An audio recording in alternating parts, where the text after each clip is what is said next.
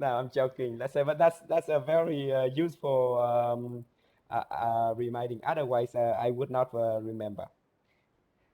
So now there is a reason why we did that. A big reason that will become clear today. But before doing anything with the T and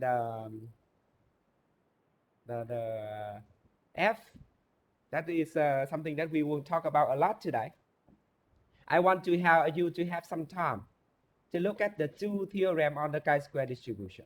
Yeah, so I will start sharing my screen, and my hope is that you will remember what it is, and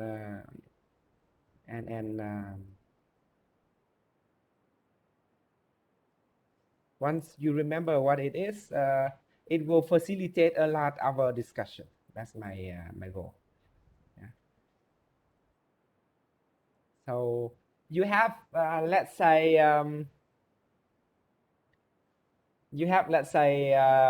it is 9:07 now. You have 3 minutes to create a kind of an imprint on your brain, the two very important theorems that we are going to use the whole day. Yeah, the whole day.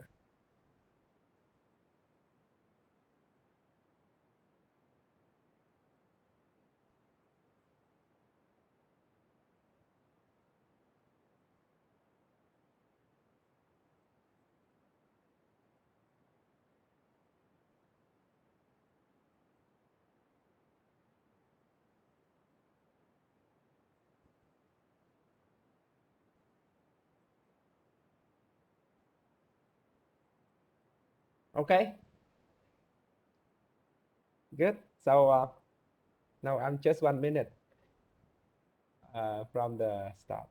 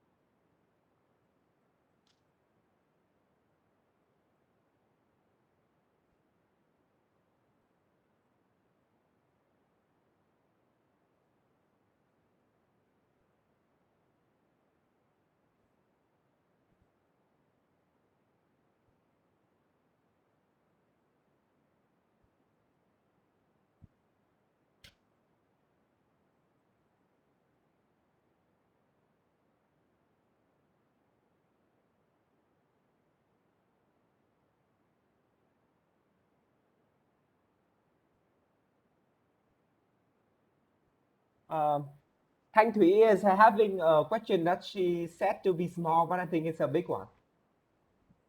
Uh, so the question is with respect to the last point in the slide, the variance of the t distribution is variance of t is m over m minus 2. So the variance does not exist. So when m is 2, it is the Cauchy distribution. It doesn't have a variance. Um, so when m is small, the variance of t is large. And Thanh Thủy is asking why it must be, shouldn't we say that when it doesn't exist, when it's smaller than equal to 2? No, when it is 1, it still has the variance. But when it is 2, the variance just does not converge to any number. Okay, so it diverges. And for that reason, it doesn't have a variance. Yeah, in statistical, in pure statistics and mathematical courses, that would be of great interest to us to find out such interesting things. But in reality, that point is minor because we will never have a T distribution with 2 degrees of freedom or 1 degrees of freedom. Yeah, so it will be a beautiful math problem for the examination. But let's say, what for? if we okay, so it's 1 minute past our allowed time already. Let us now go on with the discussion. Yeah. So Mr. Lê Hoàng Tuấn, can you hear me?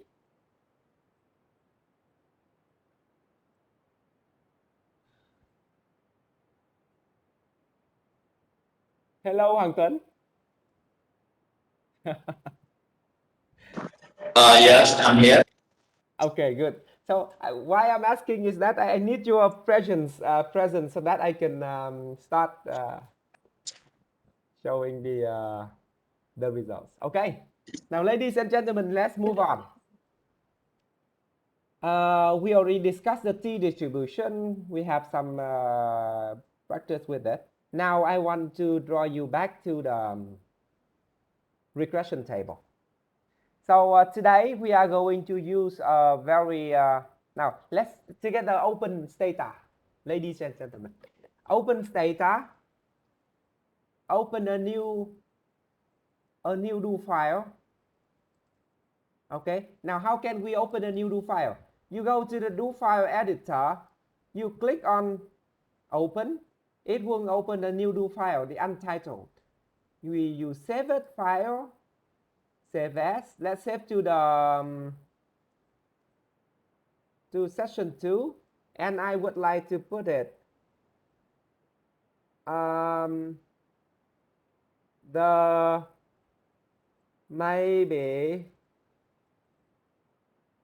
second do file of my life.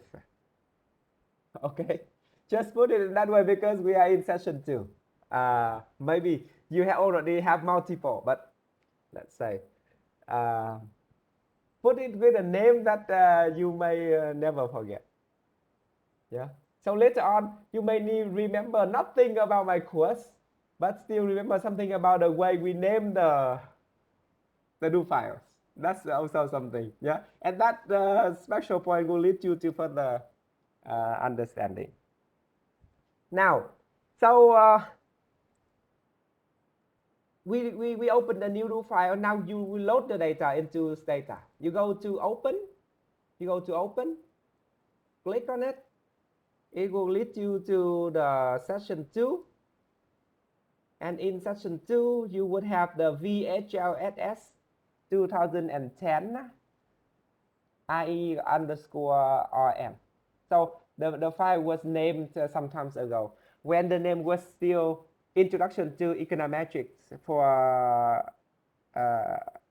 research methodology. Later on, the Gunther Frankfurt side say you are teaching a course in econometrics, so it must belong to the track economics, and you are not allowed to teach that.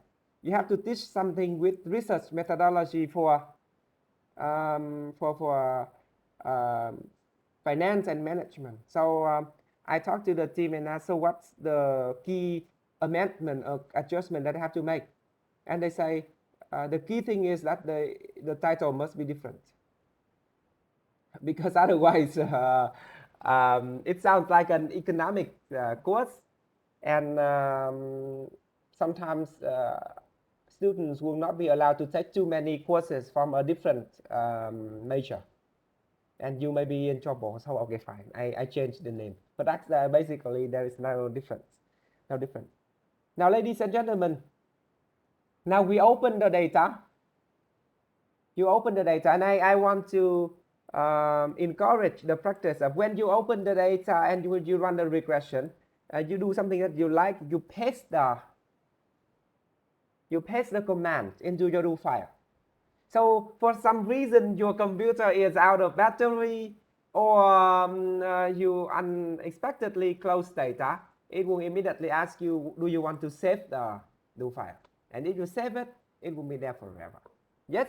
So now we load the data into the do file, and let's say I want to I am introducing you to this data set, and later on it may have some it is compiled from the Vietnamese Living Standard Measurement Survey, which is a part of our course in dealing with survey data. So if you are given a pile, let's say for some reason you are given a pile of let's say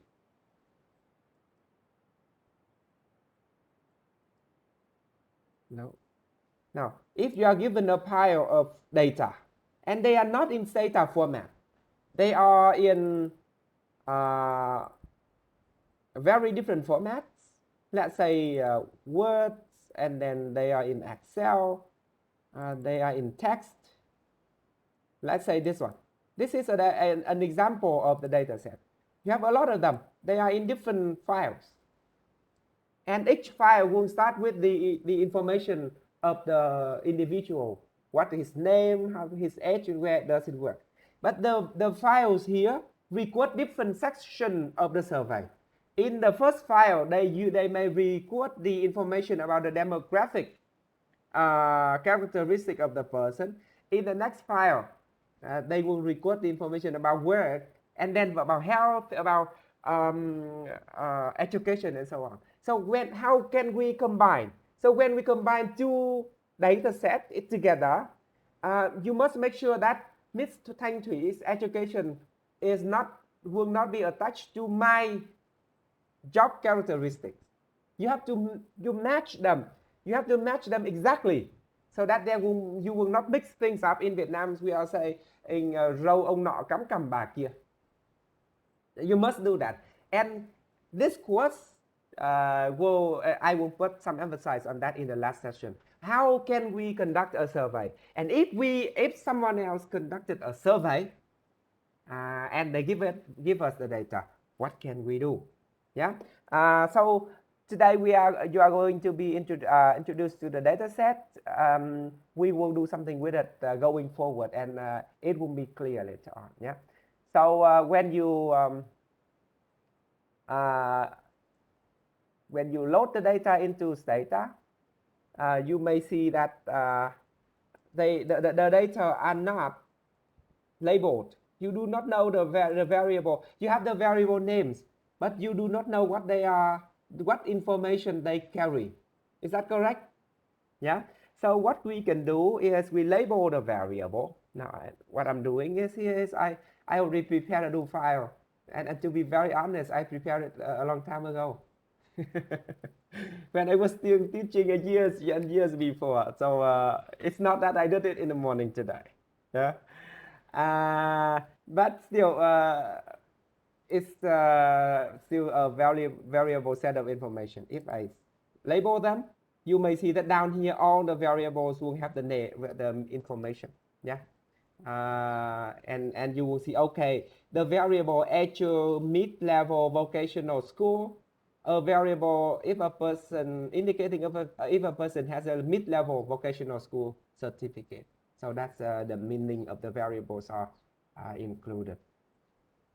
So today I also want you to focus on another command. So along the way I will introduce different commands. So today I will introduce another command that is keep. The keep command will retain only the variables that you specified in the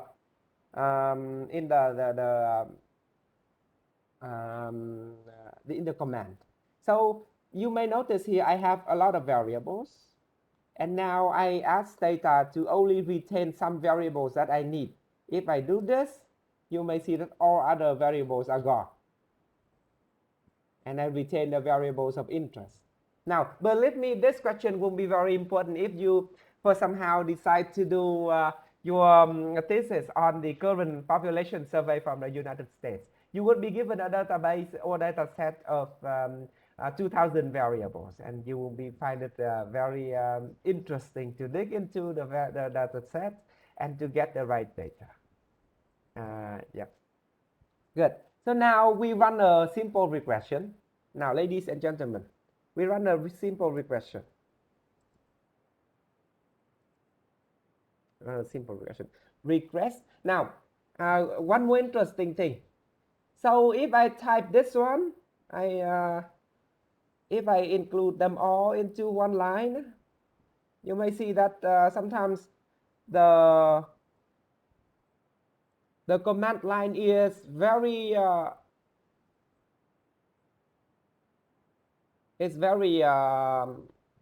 long, and if it is very long, you may have trouble understanding what it is. So when I put 3 forward slashes in front of the at the end of the line, I strike enter. Stata will not understand that the command stop there.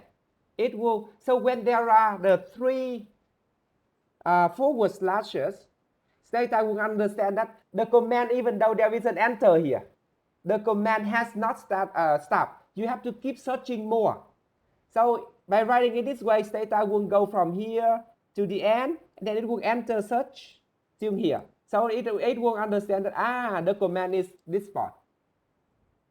If you enter the command like this way, it will say this is the only part I need to focus on, because you don't tell me. If you put in this one, you are telling me, hey, it is not that there is only this part of the command. You have to search for that. Yeah. And if you run the regression, now don't worry, the do file will be available for you quickly online. What I need you to focus now is on the intuition. Now I'm going to touch the point very soon. Yeah. So this is a regression of the log of yearly total income on a set of explanatory variables. So we are trying to explain the variation in yearly income of individuals in Vietnam.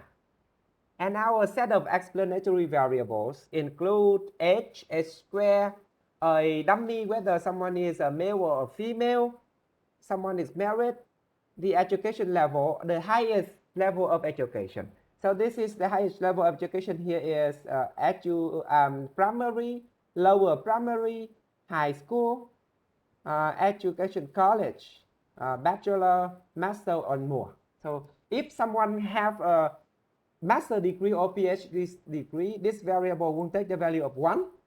Otherwise, it will take value of 0. That's the idea. Yeah. So let's see here. There is an interesting result here I want to draw your attention to. Now let's first for the current for the moment we only focus on the column. Yeah, the column. Yeah, the column. So I want to put it here.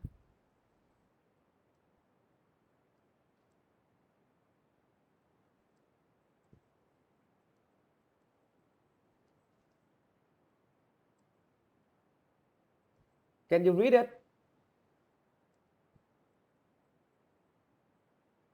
Can you read it now? That's magic of our time, right? So let's say this is not possible. Just some, let's say, to be honest, some 3 years ago, I was trying to do this and it did not work. But now it works quite okay. So the reason why I want to flatten, yes, I want to focus on this one is, you may see that this is the dependent variable is log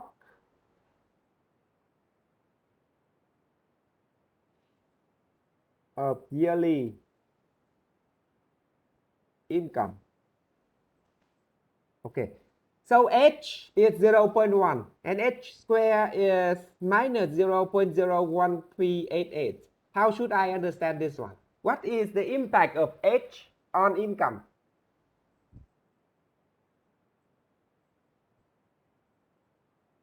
So how can I derive the impact of H on income? Now, so I think to be quick, I will show you. So I will take the derivative of income with respect to H, right? This is the impact of H on income. So what is my impact on you? You take the differential of you with respect to me, then you get 0. That's like no impact, no influence, nothing ever, okay? That's it. Or it is the chi-square distribution. That's it. That's the thing that I left in your mind. So what is the derivative of income with respect to to H here? Can anyone tell me? I want to ask someone.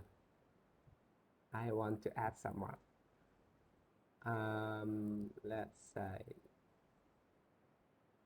Nguyễn Hoàng Vi em. Hello Vi. Hello. Yes, thank you. Can you tell me what is the derivative of income with respect to H, V? This is the 0.12199. 0.1099613, yes? Yes. Plus or minus? The plus. Plus.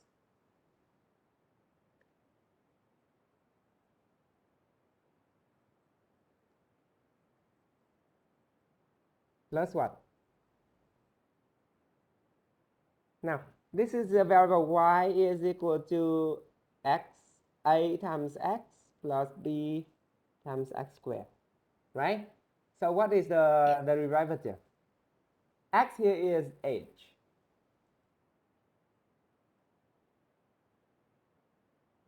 X here is h. So It's a. A? That's A, right? Okay, and then? Yes. That's all, right? Yes. Okay. So if I tell you partial y over, now this is dy, yeah, because this is a one variable case. Dy over dx is A. Do you agree with me, V? Yes. You agree with me? Oh, and this is problematic. Now, can anyone have some other idea? Now, I will ask someone else. Now, V, you have to pay attention and how to take a derivative of a function. Now, Lê Phạm Tường Vi. Yes. Okay, good. Okay, good. Okay, Tường Vi, go on. Equal to A plus 2B. 2B, right? Yes. Yes. Okay, so what is our B here? In our equation. B is minus 0.00. 2 times minus 0.001388, right? Yes. Yes. Times Times 8. H. Okay. Okay. H. Times H, right? Okay. Yes. So my next question for you is, if we have the derivative of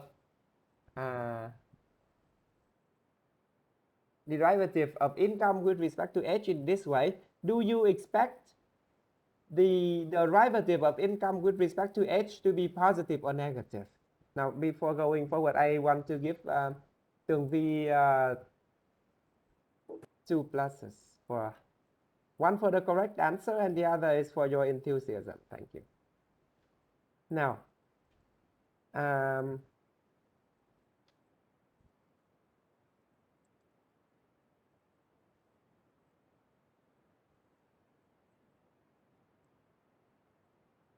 today is the 27th of September. Yes, so I want to find Lê Phạm Tường Vi. Good. Okay, Terry, thank you. Very good. Now, so what is the question? Do you think that this one is the whole thing here is negative or positive or negative or zero? What do you think? So I think it's with positive first, and then at A increase, then it will become negative. That's right. Okay, that's right. So let's say if you put this one is equal to 0, the whole thing is equal to 0. Then you solve for h. What is the value of h? Then this one will be equal to, so we can solve for h. H is equal to 0.109961 divided by 2 times the 0.001388. Okay, that's the idea. So what is the result? Now, in Stata, if you want to do that, you just want to type. Now I'm going to display b underscore b h divided by 2 times underscore b h2. Okay, and it is the result.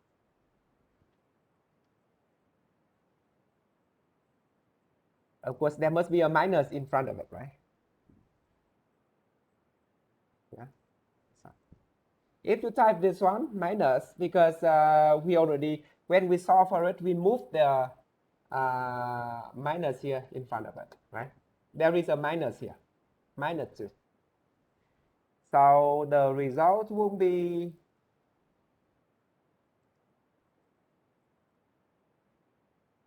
this one. 39.66. I'm sorry.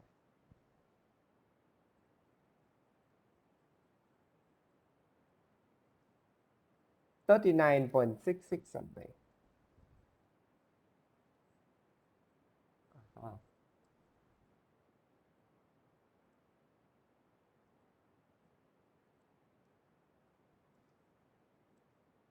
Okay. So what is our conclusion here? Before people were 39, their wages and salary will increase, keep increasing.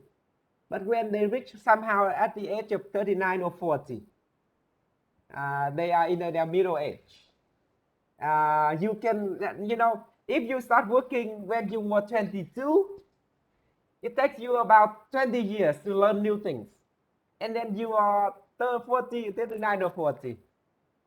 Who you are will almost finally turn out to be. You have already learned all the trades, you have learned all the skills, and now most of the time your wages and salary will be level out.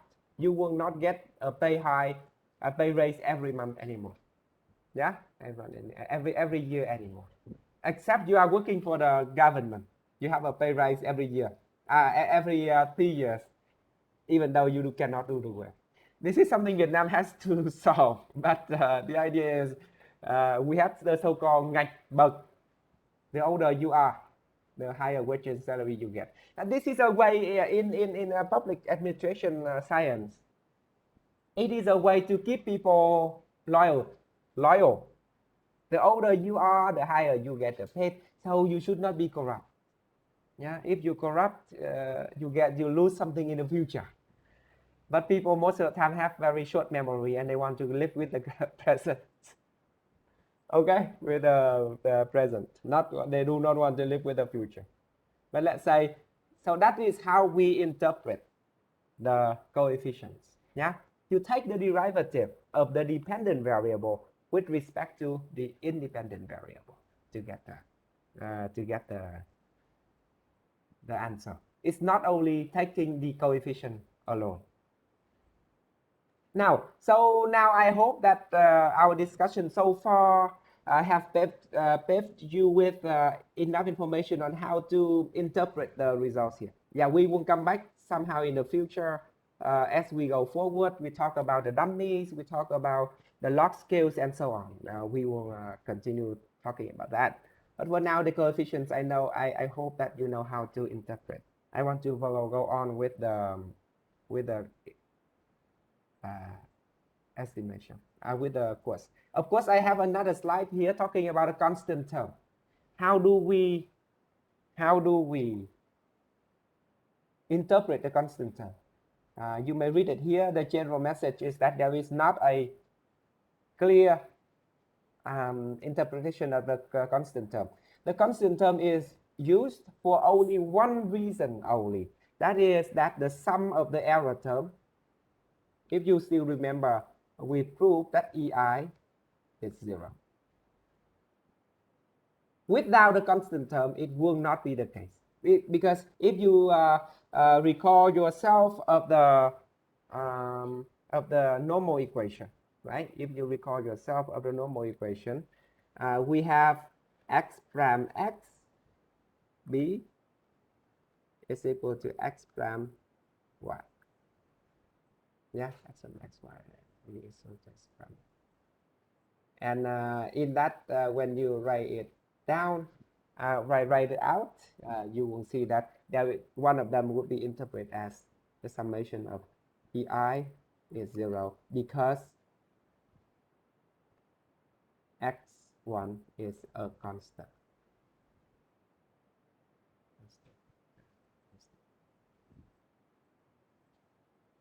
So in the past, people were interpreting the constant term. But as econometrics develops, we realize that it might not be very meaningful to make the interpolation of the constant term.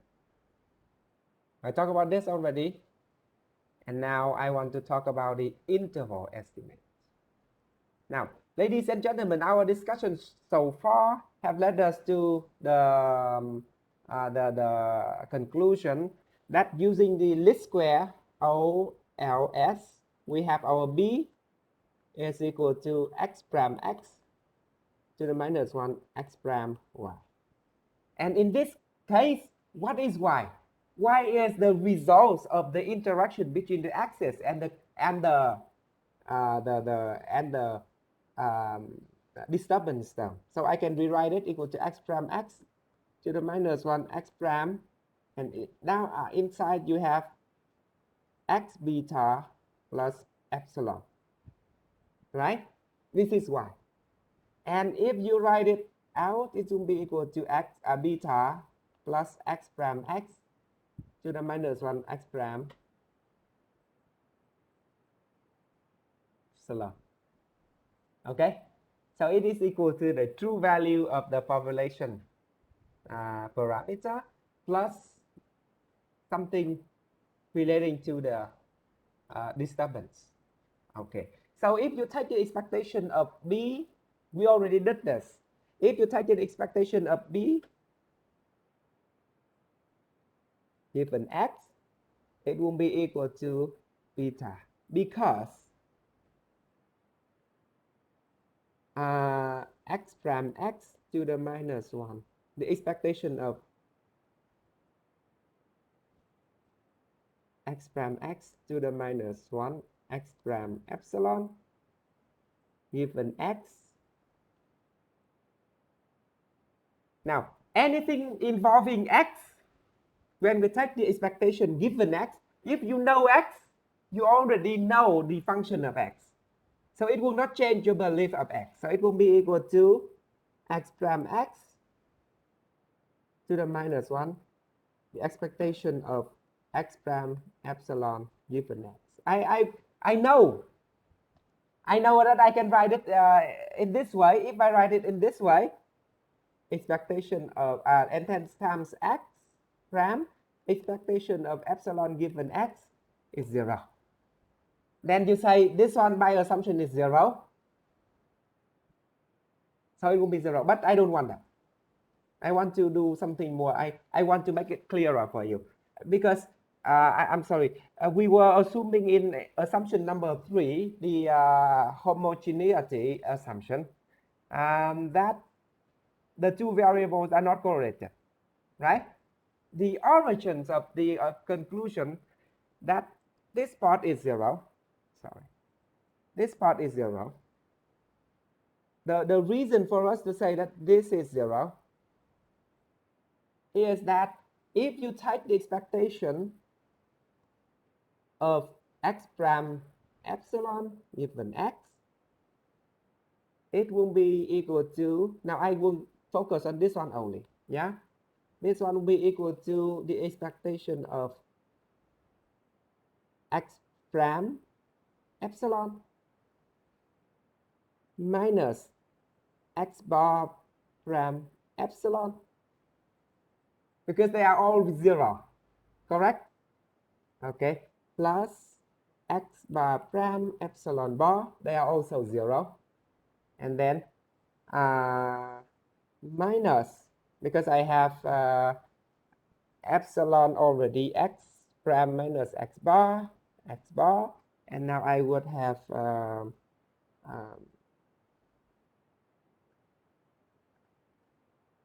x prime epsilon.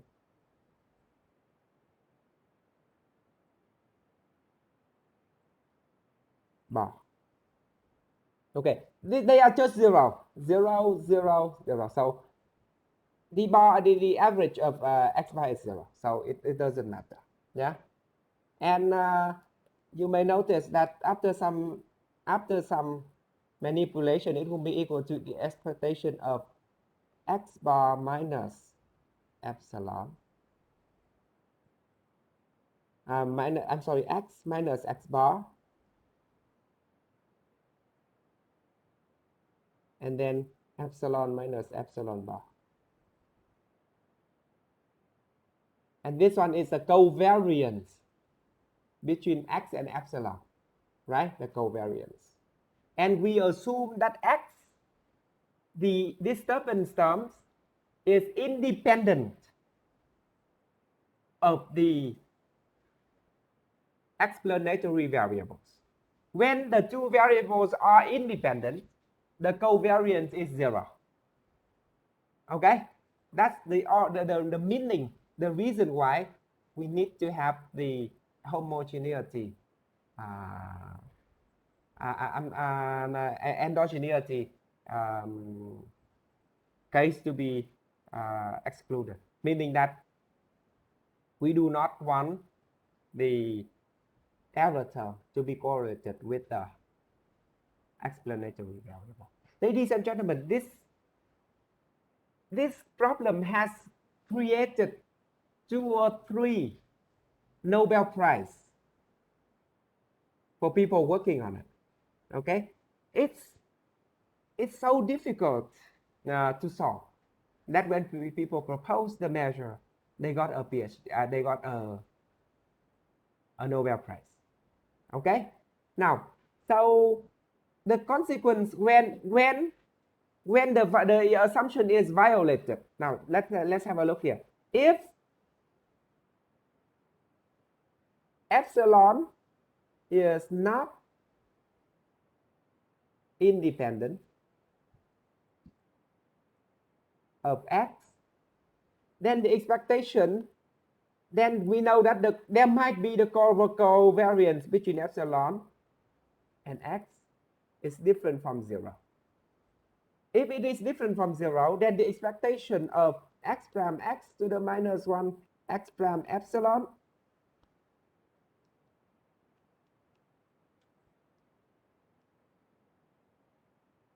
given x is not 0. If it is not 0, then you may see that the expectation of b given x is equal to beta plus something. That something is different from 0. When it is not equal to 0, then your OLS estimate is equal to the true value plus something that you don't know. It could be hugely and negative, and you are in deep trouble. It could be positive. It could be of the same sign with a true value. I mean, what I mean is B. B could be of the same sign with beta, or it could even have opposite sign. Okay, so we will have about one session dealing with this problem, but it's just superficial. We will learn quickly how to fix it. You know, in the past, people didn't know how to fix it, and when once they know how to fix it, it's very simple in Stata. But by talking about this one, I already paved the way for the next lecture.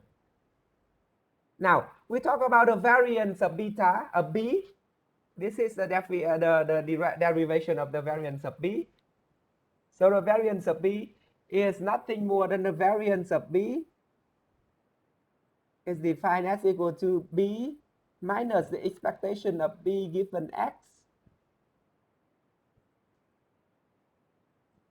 times B minus expectation of B given X prime. Right? Remember, this is the format of epsilon prime. It is not epsilon prime epsilon. Okay, it is not. So this is a matrix. A matrix. Remember, we already talked about that last time. Okay. So to be able, if you know the variance of some of you know the mean. What is the mean? The mean is the expectation. It is equal to beta. Now you know the variance. You can talk about, it's like a map. I know it is. I know the mean. I know the variance. So if I know the mean and I know the variance, I know how to interpret about the likelihood of some realizations of the variables. Let's say about this about this way. The Vietnamese people, the average height is 170. I mean the university students nowadays. That's 168 for both men and women. And the variance is 168, and the variance is, the standard deviation, let's say, is 5. So maybe 97% of the Vietnamese people will be between the two standard errors. Let's say it would be 168 minus 10 is 158 and 178. 97%. It will be in that range, right? You talk about that in your OSTA. What happened if you know that there is an adult who is doing her or his bachelor degree at VGU, and his or her height is 2.1 meter, or let's say 1.9 meter tall. You would say that must be a German or a Dutch person taking an exchange semester at VGU, because it's very rare for a Vietnamese student to be 190, right? This is when we know the variance, we know the mean, we can make the inference about the how likely a realization is. Okay, so now you need to know. So now you need to know the variance of B if you want to make any inferences about B, right? You know the variance of B if you want to make any inferences about B. So it is very important now. This is my board. In the past, I put the board in red color, reminding me, okay, you have to prove it on the board. We don't have a board now. We have a virtual one. And this one is very handy. I can write a lot of things within this very small space. Okay, I will change the color so that you will not mix it up with the other knowledge. Mix it up with other knowledge. Let's type, what color do you want? Let's make it blue, okay? Okay, let's make it blue. Now we want to consider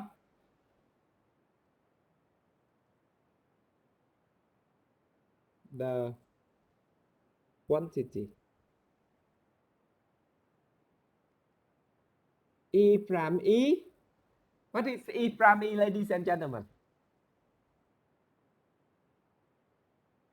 What is E prime E? E prime E is the sum of squares of the error, right? Yeah, it is the sum of square of the error divided by sigma square. And sigma here is the unknown variance of the error term, right? Our assumption is that it is unknown. So we want to do something with it. We try to know what it is. That's the idea. I try to know what it is. Okay. Now, so let's say E prime E. It is a number. This is a number of a matrix, Minh Giang.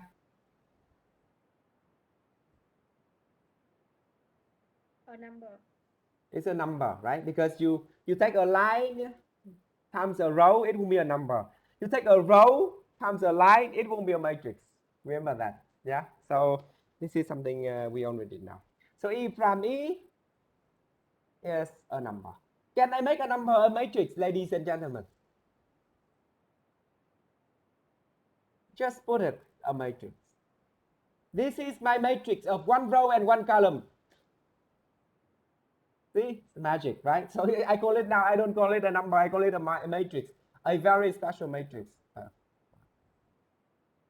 And now I want to recall one of the very basic knowledge in O star, that is the trace of a matrix. Haha, let someone tell me what is a trace of a matrix. Can anyone tell me what a trace of a matrix is? Ask someone. Thùy Khanh em. Hello Thùy Khanh.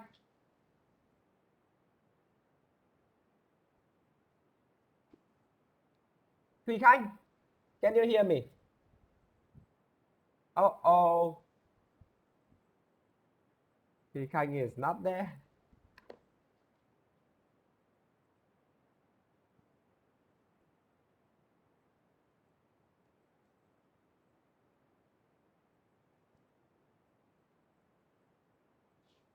So today is 27, so it's a minus 6.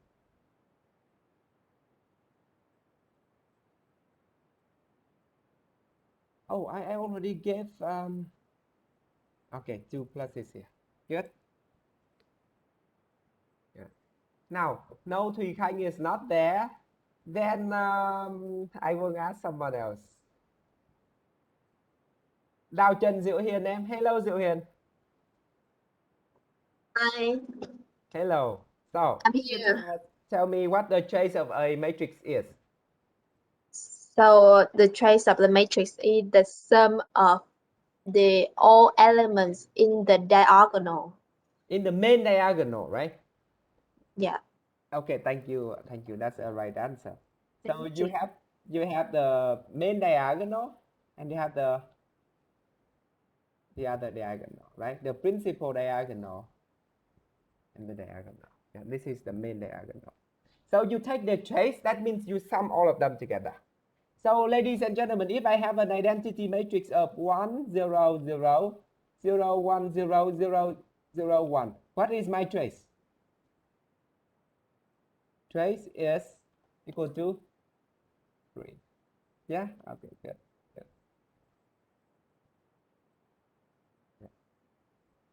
Okay, so Diệu Hiền, right? Now, if I don't give you the credit, you have to immediately tell me. Yeah, otherwise I may forget. Yeah, thank you, Diệu Hiền. Now we go on with the lecture. Another very interesting application I want to draw your attention to. I want to draw your attention to is that the trace of A times B is equal to the trace of B times A. Only this case, okay? Now, generally speaking, A times B is different from B times A. Remember that. But only the trace is the same. Now, let's think. If you take the first row times the first column, that one will be on the diagonal. So the diagonal will be the same. But after the diagonal, it will be different. Yeah. So the diagonal elements will be on the 1, 1, 2, 2, 3, 3, 4, 4, k, n element.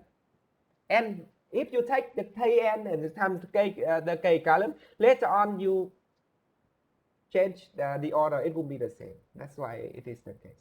So trace of BA equal the trace of AB. This is two important, two little knowledge, small knowledge from OMAT.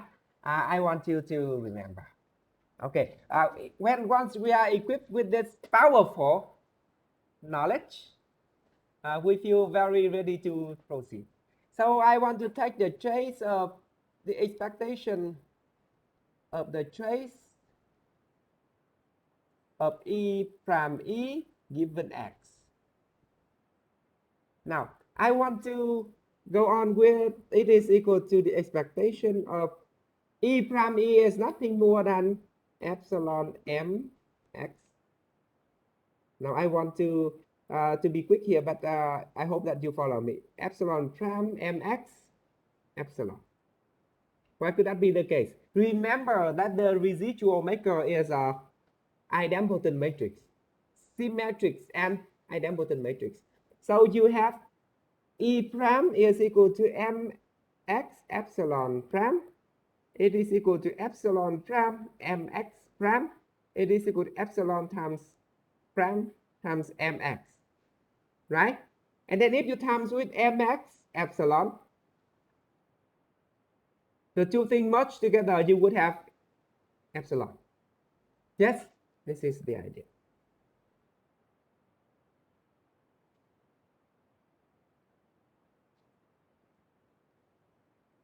Mx epsilon. Now, once we are given with this one, I want to apply the property. It is equal to the expectation of, now mx is something, a function of x, times the expectation of E prime epsilon given it. Fair enough? We are saying that we want to take the expectation. So I'm using the property here. That the trace of a product can be circular. You can circulate it and the result is the same. So, and mx is a function of x. So if you take the expectation with respect to x, it doesn't change. And now I want to say it is equal to mx. I'm sorry, that must be the trace here. Trace of mx times expectation of that one. Yeah.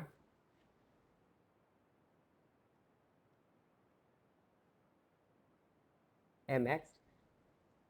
Of course, you have to put the trace of the whole thing here. But this one is a number, it doesn't matter. So it will be equal to the trace of mx. It will be, now, the trace of mx, I want to write it out. Trace of I, right? It is by definition minus the trace of, minus x prime x to the x times x prime x to the minus 1 x prime. This is by definition, nothing more. Of course, times the expectation of E prime epsilon given x is nothing more than the expectation of its variance. It is sigma squared. Correct? We assume by assumptions number 6, ladies and gentlemen, by assumptions number 6, we assume that the variance of epsilon is equal to sigma square. So the variance of, if you take the expectation of epsilon prime epsilon, expectation of this one, it means that you take the mean of epsilon prime epsilon over n, and you take the limit of n go to infinity, and this one will be equal to epsilon squared, to sigma squared. The expectation is nothing more than the average, but the sample size goes to infinity. Get it? Okay. So in that case, you have sigma square out here, and now it is equal to trace of I had the order of n, right? Because there were n rows. So the trace of I equal to the trace of in here, just to remember you of the dimension, minus the trace of this animal. Now I want to use the circular property once more. X times x prime x to the minus 1 x prime. Now I want to move this one out here, right? Or the other way is I want to move this one here. So it will be equal to minus the trace of x prime x to the minus 1 x prime x, the trace of this one. And it is equal to n minus the trace of the x prime x to the minus 1 times x prime x is the identity matrix with k degree, with k dimension, right? Ik. It is equal to, this is the ik, I3 is equal to 3, I4 is equal to 4, ik is equal to k. It will be equal to minus k inside here times epsilon squared. So what we have done so far is to say E prime E is equal to the trace of E prime E, and it is equal to n minus k times sigma square. Fair enough? The whole story goes from here to here. Can you see the logic behind? Yeah, very simple. You start with E prime E is equal to trace of E prime E. You take the expectation, and then you will see that the expectation of this one given x is equal to n minus k times sigma square.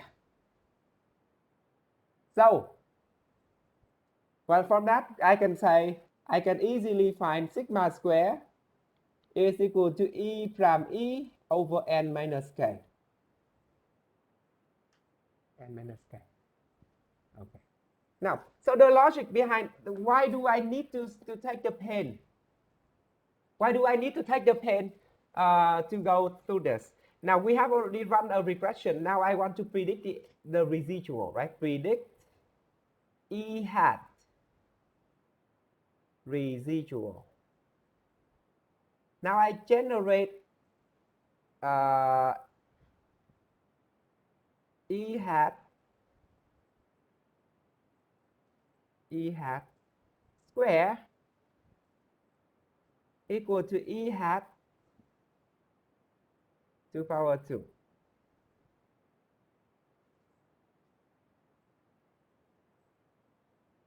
Now forget about this. Okay. Now I want to order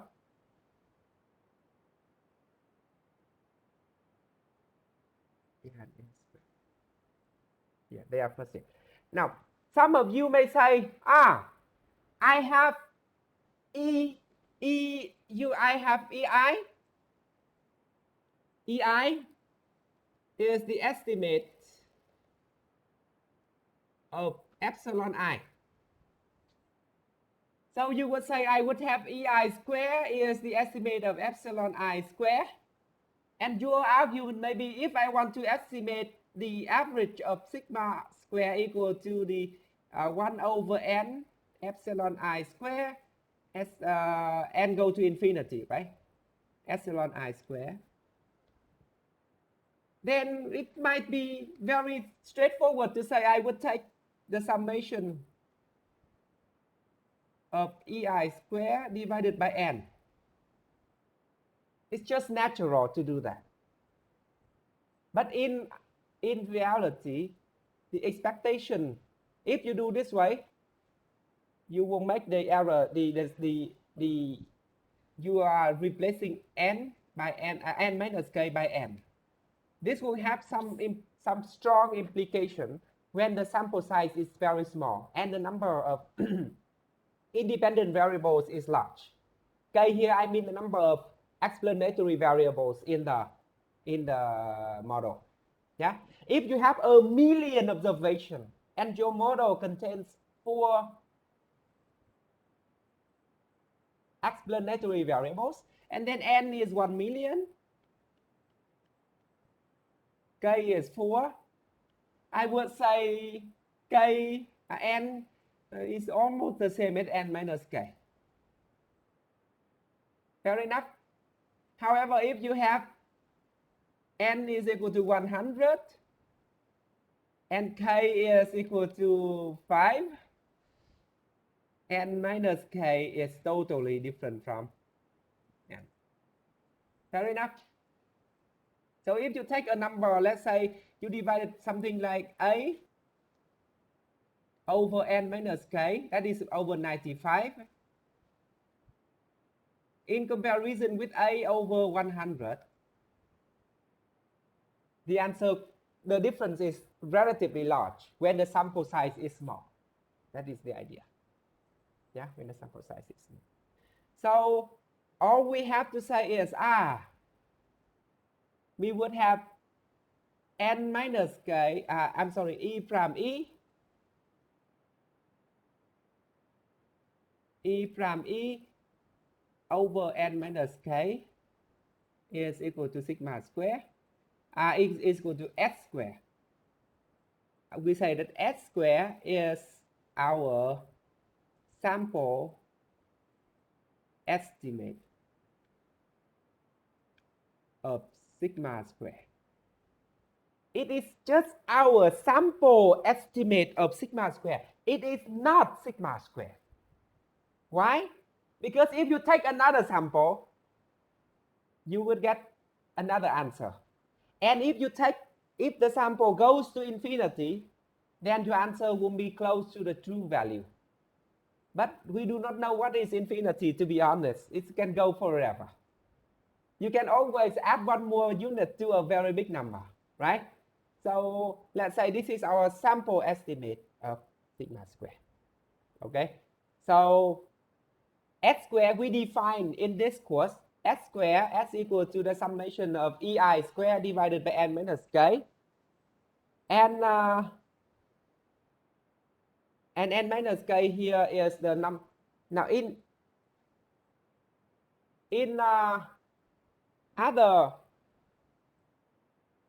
the very simple econometrics courses, like even in the text that I gave you here.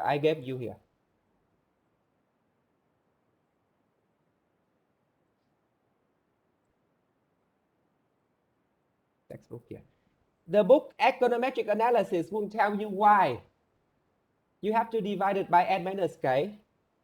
But the book Principle to Economics will tell you you have to divide the E prime E for n minus k to correct for the number of degrees of freedom. And if you type into Google what is degrees of freedom, it says that is the number of explanatory variables. They do not tell you the reason why. So in this course, we actually diverge from a simple introductory econometric course, and we delve into the problem. And now you understand why it must be divided by n minus k, but not n. Okay? This is something I need you to pay attention to. So I know B. I know its mean. Now I know its variance, right? I can do something. I can do something. In Stata, after running a regression, you may see the word number of observation. Then you may see root MSE here. Ladies and gentlemen, root MSE here.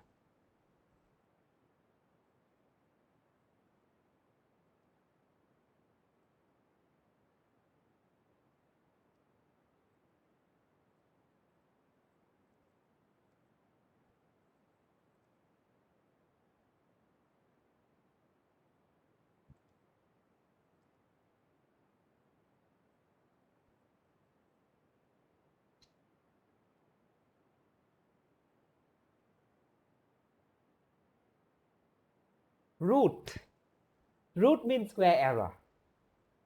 This is the estimate of sigma, not sigma square, because you take the root already. Yeah. So I already include one more number into the regression table that you need to know. The root mean square is another number. It is here. Yeah. So we already read the column. Now we read one more item here. The goal is that we will know them all. By the end of today, we know them all. Okay? But for now, we know this mean square error. Good. Now we proceed.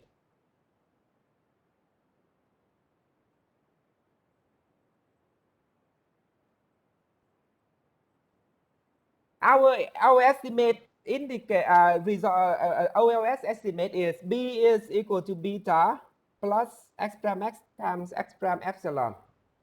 So B is a linear function of epsilon. It is a linear function of epsilon. So if we assume that epsilon follows a normal distribution with mean 0 and variance sigma square, B is a linear function of epsilon, and it could be proved that B is also normally distributed with mean expectation of B and the variance sigma square x prime x to the minus 1. I'm sorry, the minus 1 here is not necessary. It's a mistake. I'm trying to hide it away. And I now will flatten it, so there will be no clue that I made a typo there. Right? Okay. So the variance sigma square times x prime x to the minus 1. Now, if the distribution of B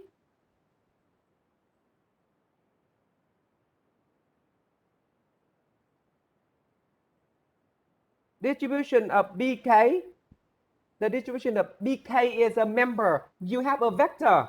You have many explanatory variables. Now we want to focus on one of them, any one of them. So we know that B is a combination of epsilon. So in that case, B is normally distributed. Do we know B? Do we know the mean of BK? We know. It is a beta K. Do you know the variance of BK? We do not know it in a straightforward way, but we know the variance. We can estimate the variance of B is equal to x prime x times sigma square. Okay, so the variance of B1 will be the element across the diagonal, the principal diagonal. You could have 1, 1 is the variance of beta 1, of B1. 2, 2 is the variance of B2, right? Do you remember that? Okay, now some of you looks confused and you know, so I may, if you all turn on the camera, maybe the number of confused faces could be increased. So let's say I want to say the variance of B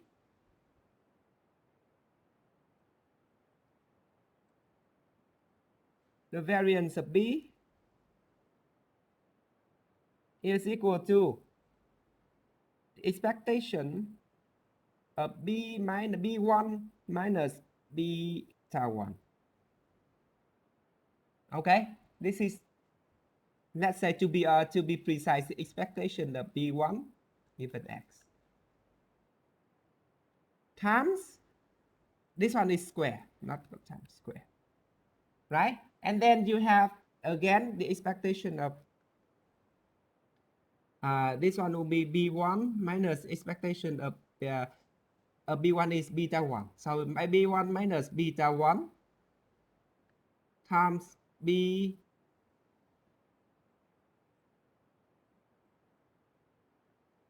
B1 minus B2 minus beta 2, and so on. Down here you would have B2 minus beta 2 times B1 minus beta 1, and that up here you would have B2 minus beta 2 square. This is the variance of B2, and we keep go on. And down here you would have the expectation of bk minus beta k square. The variables are the values along bk minus beta k square. This is the diagonal, right? The diagonal. The diagonal is the variance. Of course, it will be equal to x prime x times sigma square. So it will be equal to if you consider this one to be the elements of this one, it will be, and we define the term here as skk. Skk. It will be equal to, the variance will be equal to sigma square times skk. That is the variance of the estimated coefficient. Yeah, it's the variance of the estimated coefficient. So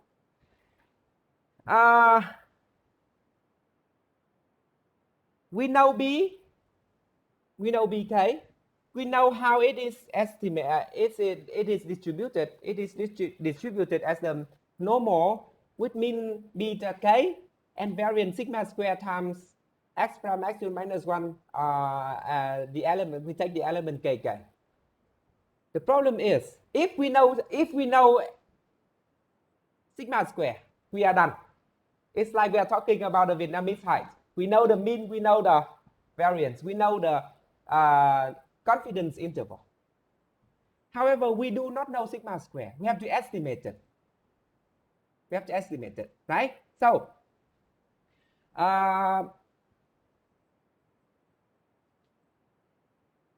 if we know sigma square, then bk is follows given x follows a normal distribution with mean beta k and variance sigma square times this one.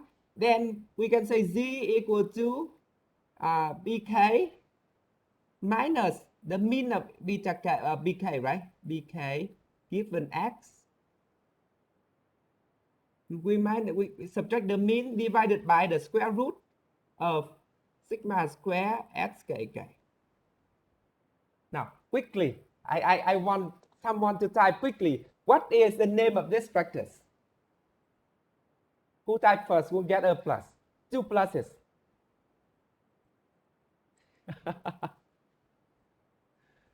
Now, who could Standardization. That's standardization. Thank you. Okay, thank you. Standardization. Yeah. You have to be quick. Thank you. It has already got a lot of pluses. That is the practice of standardization.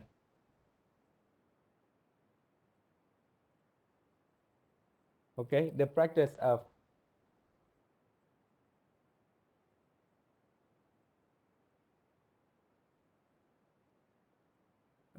the practice of standardization. And last Friday, you told me you're gonna give me a plus for a question. But It you was here. didn't. Already there. Friday. Friday, yeah, that's 20. And it's 25. And I think Okay. there's another one on Thursday. There's Okay, too fine. much. No, I forgot. So then I can't recall. If I can't recall, sorry. Let's say we do it next time. You already got a lot. Okay. Now, Okay. let's go on. Okay. Now, ladies and gentlemen, this is the idea that we have, right? So it's if we know the variance sigma square, then it's very simple. What I can do is I know that this one will follow a standard normal, mean 0, standard normal with mean 0 and variance 1. I'm done. Okay. So now I will follow the same practice. I will standardize my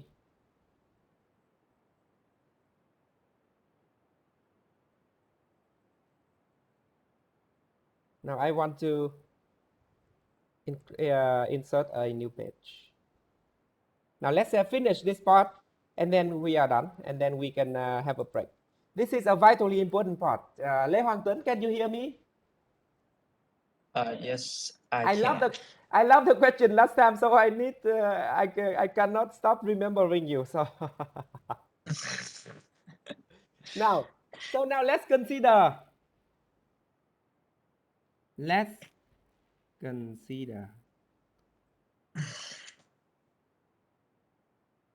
the term E prime E over sigma square. E prime E over sigma square. It is equal to E prime epsilon prime mx epsilon over sigma square. Agree with me? Sir. That's very straightforward, right? So this one will be equal to E prime epsilon prime over sigma times mx times epsilon over sigma. Okay? Yes? Yes, sir. Yeah. Okay. Sorry, it must be sigma. And I want to do something here. It is equal to epsilon prime minus epsilon bar over sigma square over sigma times mx times epsilon prime epsilon minus epsilon bar over sigma. What is epsilon bar, ladies and gentlemen? We assume 0. epsilon to be normally distributed, which means 0 and variance sigma square. So its mean is assumed to be 0. Its mean is assumed to be 0. So this one will be nothing changed, right? So what is the practice here? I have just standardized my disturbance. So in this way, I know that epsilon minus epsilon bar over sigma will be distributed abnormally, which means 0 and variance 1. It is a standard normal. Yeah? It is a standard normal. If it's a standard normal, and I spent a lot of time talking to you last time that mx is either you call it a residual maker or a projection matrix that project a variable into a space that is orthogonal to the space spanned by the explanatory variables, right? So this mx is actually a projection matrix.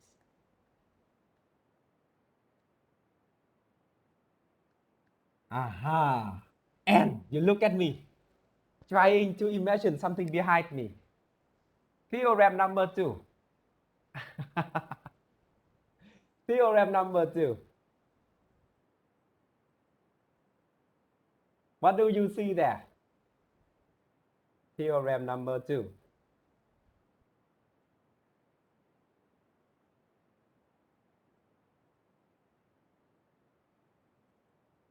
Theorem number 2.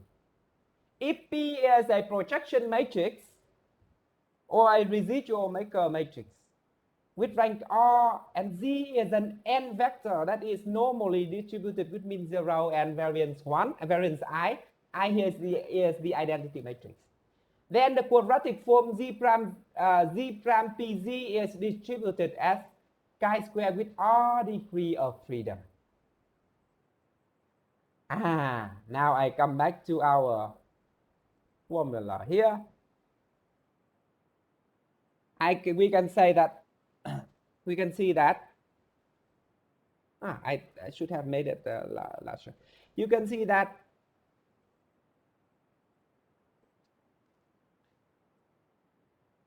epsilon prime over sigma square over sigma is normally distributed between 0 and variance in. Right, in. So mx is a projection matrix. I combine the two things and I recall the theorem number 2 on the chi-square.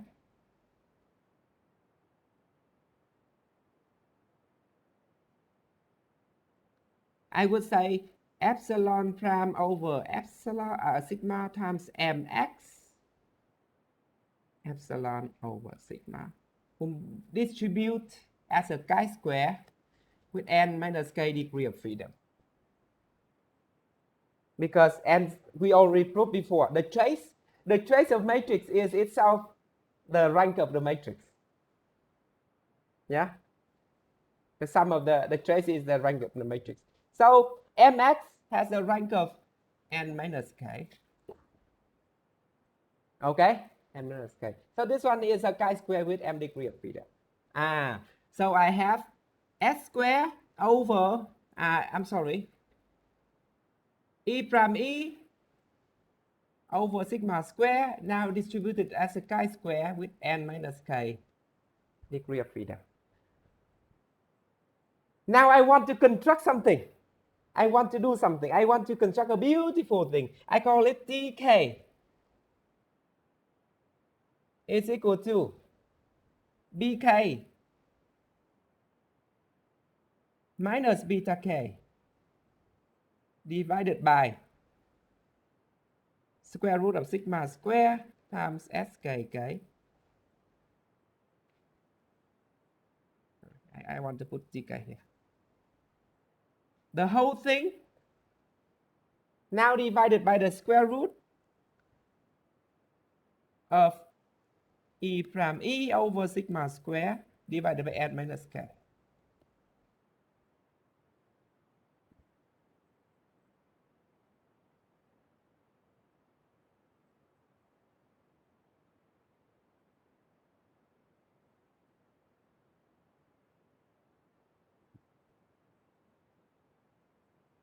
Okay.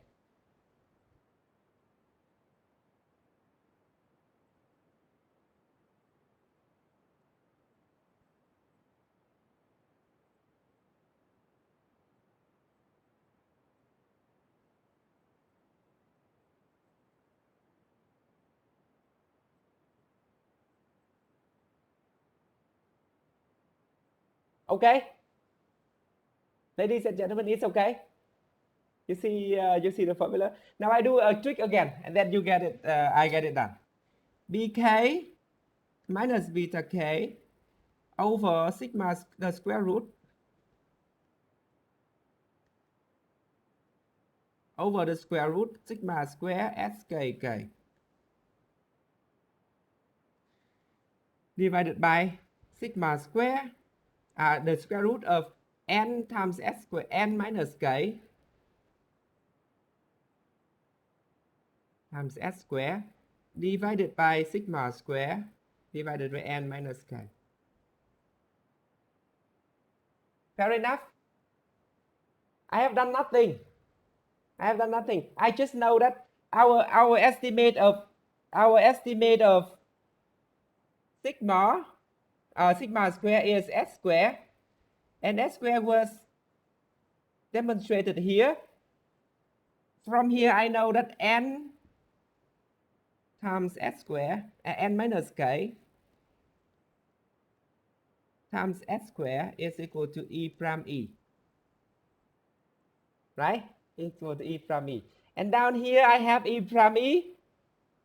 I have E prime E as distributed over sigma square distribute as a chi-square with n minus k degree of freedom. Now I replace E prime E here. I replace E prime E.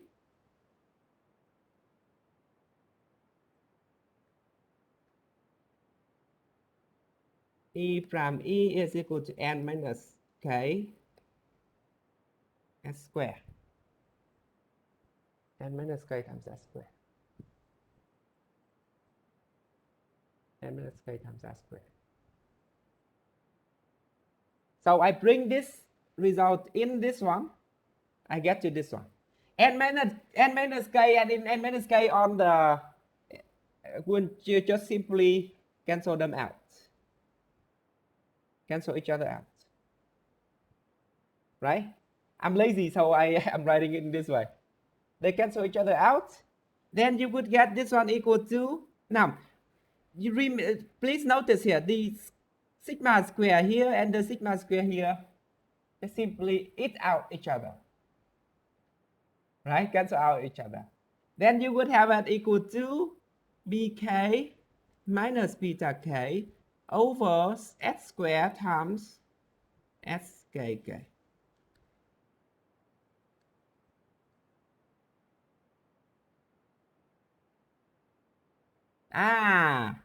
This guy is distributed at normal mean 0 and 1. Right? It is a number. And this one is the square root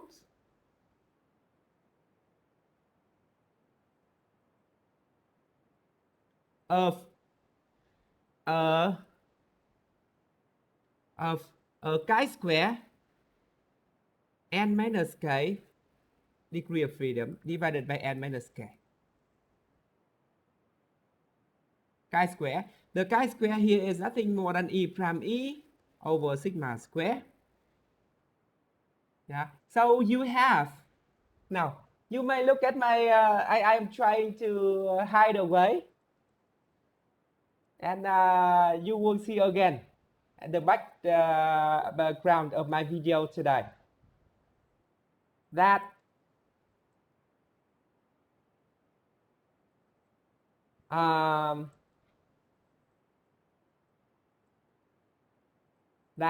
the t random variable is defined as equal to the standard normal divided by a chi-square divided by its degree of freedom and take the square root, right? So, ladies and gentlemen, this is how difficult it is. So simply, if we know sigma square, this one is normally distributed.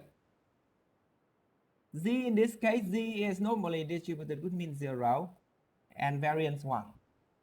But because we do not know sigma square, we replace it by its sample estimate of S square. It will become TK, no longer Z, we call it TK, equal to BK minus beta K over the square root of S square skk. When we replace S by sigma square by S square, we simply divided our standard normal variable by the square root of a chi-square divided by its number of degrees of freedom. So this one will be a T distribution with n minus k degree of freedom. You get it? So going back to the regression table, you may notice that they have the t and the probability of t larger than something. This is the reason why we have the t distribution in our regression table. Okay, in our regression table. So with that, we know that our estimate of the distribution, now let's consider the t distribution. we already have the t distribution over here.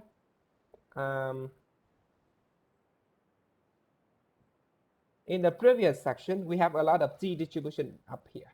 Yeah, we have the t distribution here. So when you may recall that when the number of degrees of freedom is small, the t is quite different from the normal, standard normal. But when the number of degrees of freedom is large, the t is more or less the same, like the standard normal. So when they are more or less the same, when we know the t, we can make the inferences about how likely t fall into a certain interval. Let's say we are interested in talking about an interval of t minus alpha over 2, and this is t alpha over 2. Let's say it this way. You may recall from your old stuff. So the t distribution is like the normal distribution, and it is symmetric.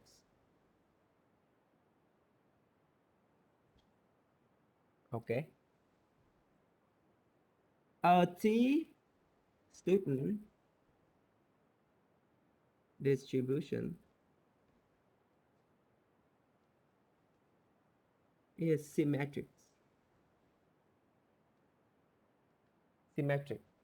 It's symmetric. Okay, a t distribution is symmetric. So if there is a t distribution in this way, its mean is 0. Its mean is always 0. Then let's say the probability of everything larger than this one, this is alpha over 2. Let's say alpha is 0.05. Then this part here is 0. The probability under the curve and above the axis here is 0.025. The probability of down here is also 0.025. So the probability of everything lie in between t minus t alpha over 2.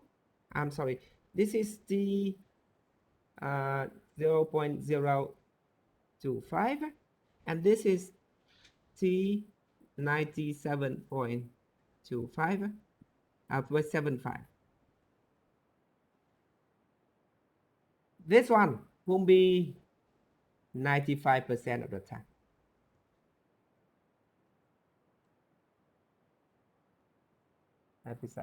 Yes, we know it, right? We know it. It's any distribution. The distribution that why do we need to talk about the distribution? We need to talk about the distribution so that we know we can make some inferences about the possible values. And now we know the t, we make the prediction about some probability. So the t is symmetric. The reason why I write that the t is symmetric to tell you that the probability, the value that gives the probability down here, the distance from here to here is exactly equal to the distance from here to here. Okay, so if we have the critical value alpha, consider a critical value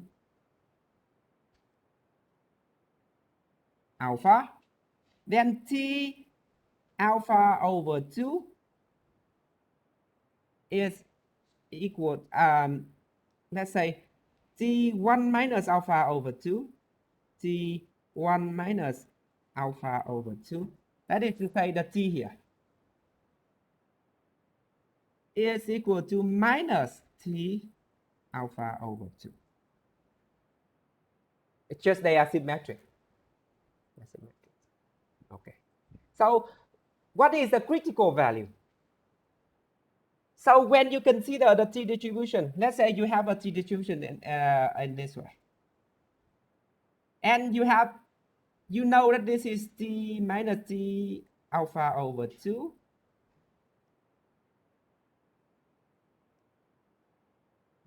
And this is t alpha over 2. So the critical value, so if you have if you say this is 1 minus alpha times 100% of the time, the critical, if you say that my critical value is 0.05, alpha is 0.05, I mean that I construct a confidence interval. If a number falls into this interval, I say, let's say interval A, if B falls into, let's say Z falls into the interval, I can say that TZ belongs to the T distribution.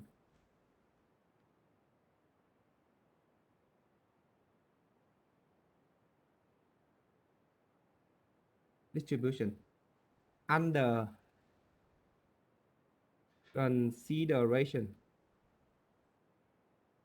The T belongs to the T distribution under consideration. If somehow T's fall out of the interval, okay. Now, what happens if now TZ falls outside the interval A? If T somehow it falls either here or here, we say that TZ does not belong to the T distribution under consideration, with the probability of making that we make it wrong is alpha %. Okay. House of interval A, we conclude that TZ does not belong to the T distribution under consideration.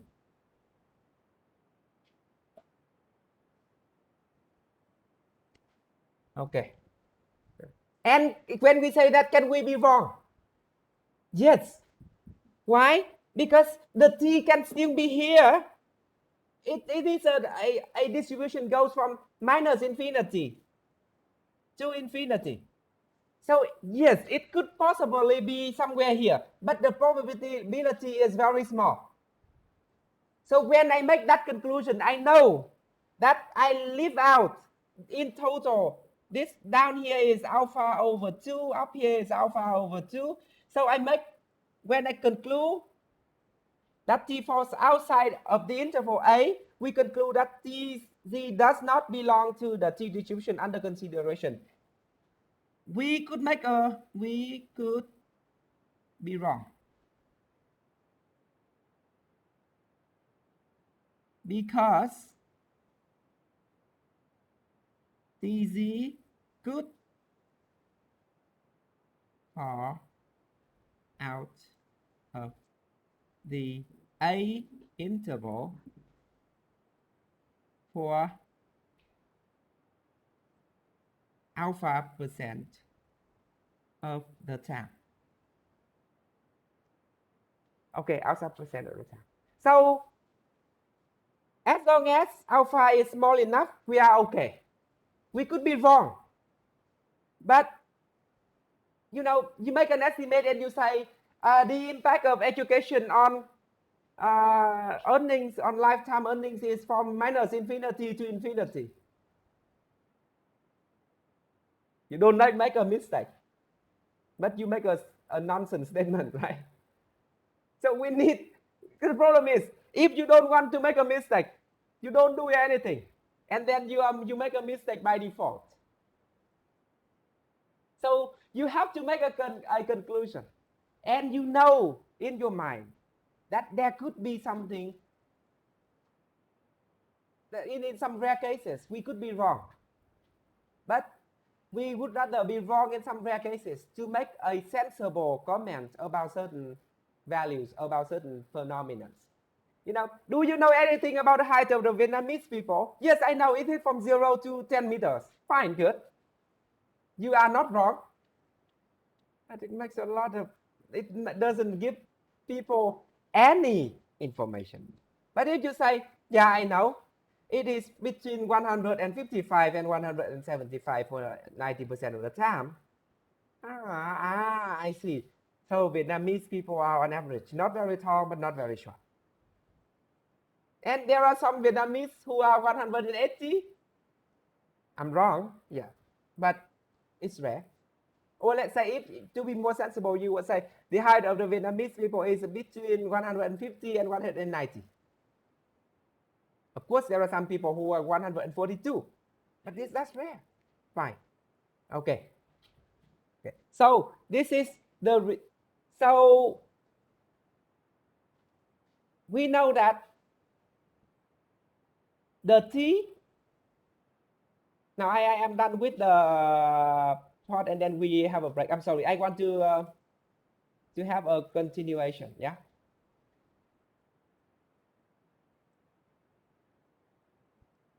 So let's say now we know that our T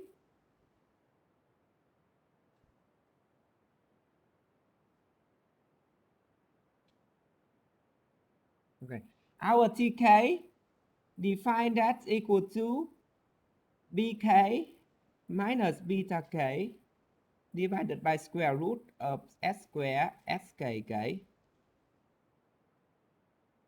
This one follows a T distribution with n minus k degree of freedom. So let's say let's agree with each other a probability that we could be wrong. We accept some margin that we could be wrong, but it could not be too common. So let's say alpha, tolerance rate, tolerance level. Tolerance level. What is the level that you could tolerate that you could be wrong? Let's say alpha. And in practice, alpha is often 5%, 1%, 5%.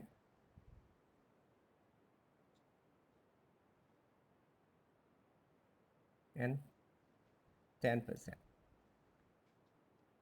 That's our common value. Okay. So if I accept that I could be wrong in about alpha percent of the time, then I know my TK will be larger than minus T alpha over 2. Alpha over 2 and smaller than T alpha over 2. For 1 minus alpha times 100% of the time. Okay, of the time. So I can replace the TK here. I can rewrite it. TK is BK minus beta K over the square root of S square SKK is larger than minus T alpha over 2, smaller than T alpha over 2. This is the T alpha over 2 here. Its name is the critical value. Critical value. Critical value. Okay. So I will multiply the denominator to both sides. So I would have BK minus beta K is larger than minus T alpha over 2 times the square root of S square SKK. This is smaller than the T alpha over 2, the square root of S square SKK.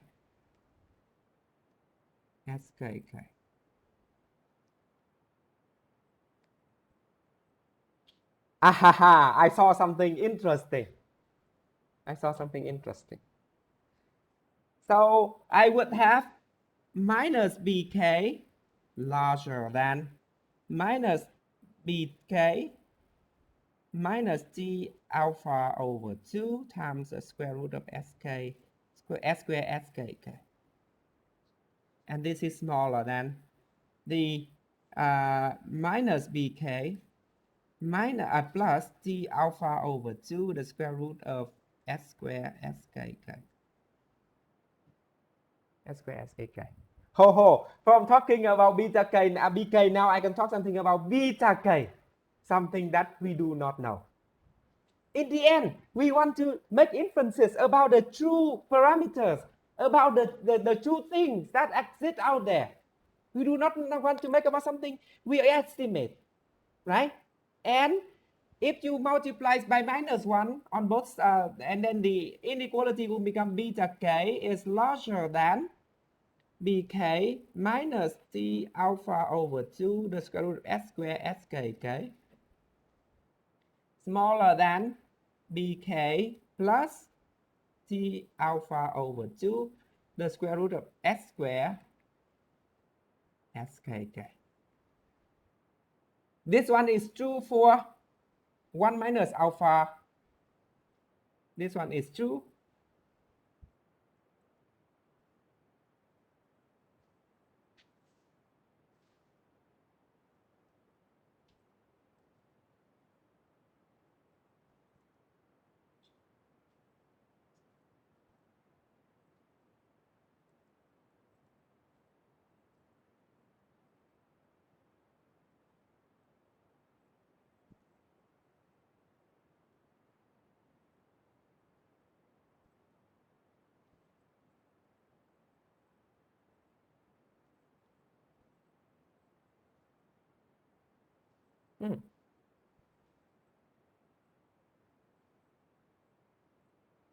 Just keep running away.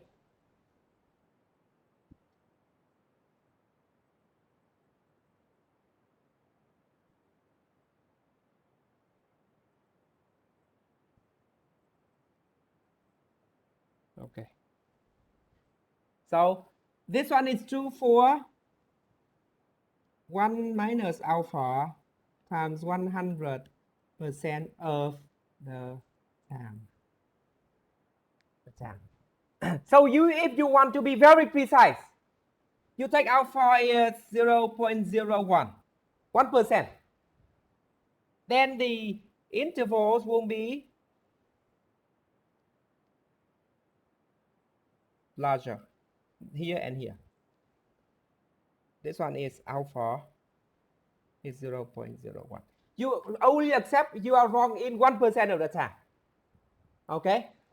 But if you are not very strict, you say, okay, I want to be, I accept to be wrong, could be in, let's say, 5% of the time. So alpha is 0.05.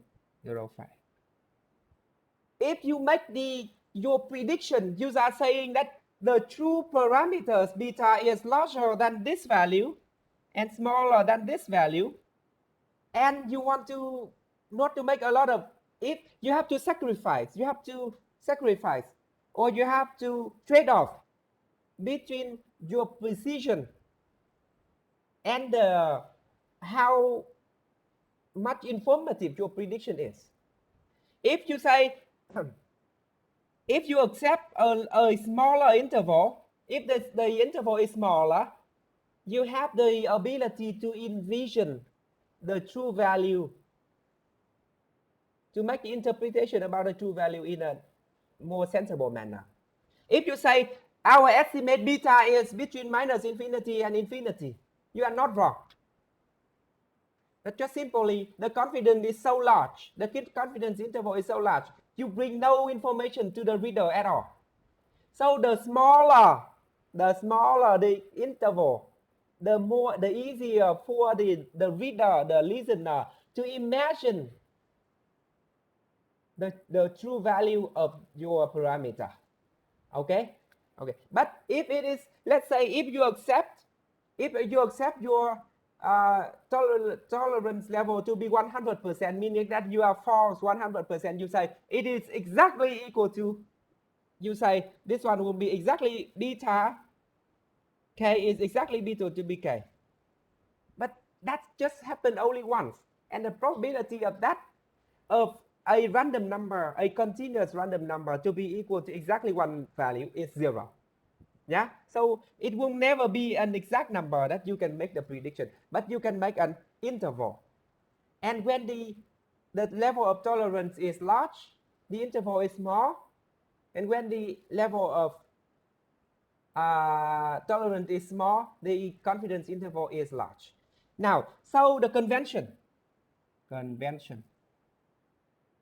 People often provide the confidence intervals for alpha is 0.01, alpha is 0.05, or alpha is equal to 0.1. 10%, 5%, and 1%. Okay? Now, coming back to our regression table. This is the 5%, the 55% confidence interval of our B. So now we can read. Our estimate of B is equal to this number. I think I have to, let's say I can do it by taking another color. Yes, good, even better. This is our point estimate. We know that it must be here. This is our point estimate BK. This is our BK. Okay, but using our analysis so far, we know that beta K is larger than this one and smaller than this one for 95.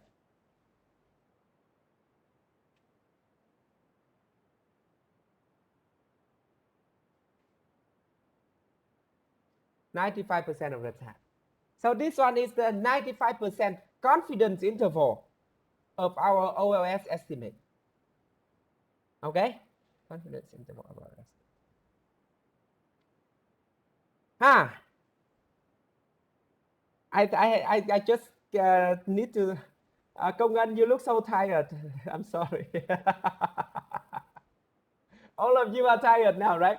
No. I just need your attention once more. I mean, poor the ones who I mentioned the name, but that's the one I know the most, so let's say. Don't feel embarrassed if I mention your name. Minh Đức, you look sad. Okay, now, so what are these columns? If we know these columns, we are done with the table down here, right? So the T here is exactly the TK, defined as equal to BK minus 0 over the square root of S squared SK. So we assume, in this case, we are assuming that if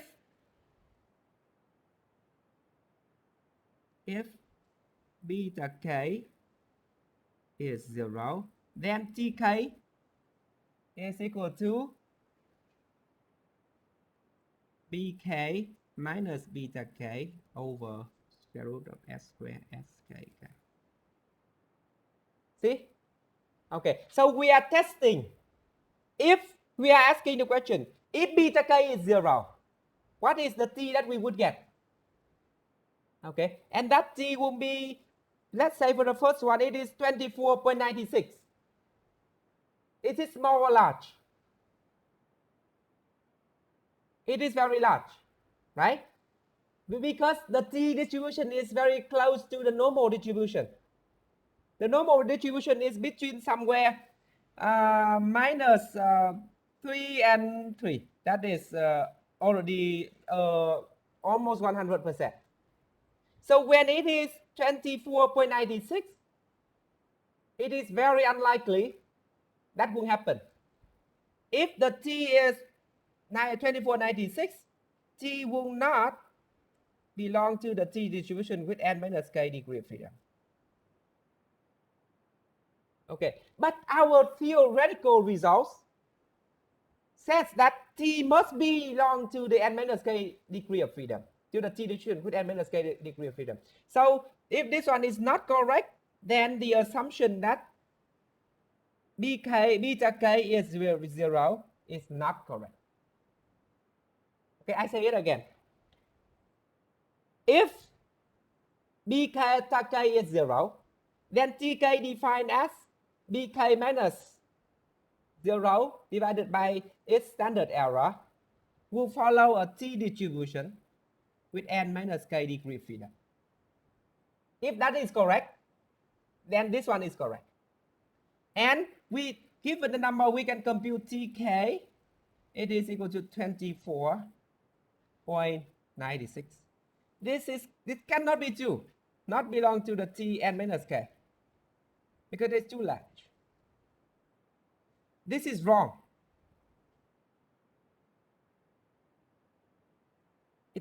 This is wrong. So this is wrong. If this is wrong, this one does not follow a t distribution with n minus k degree of freedom, then this is wrong. If this is wrong, then this one is wrong. And this one is wrong, then this one is wrong.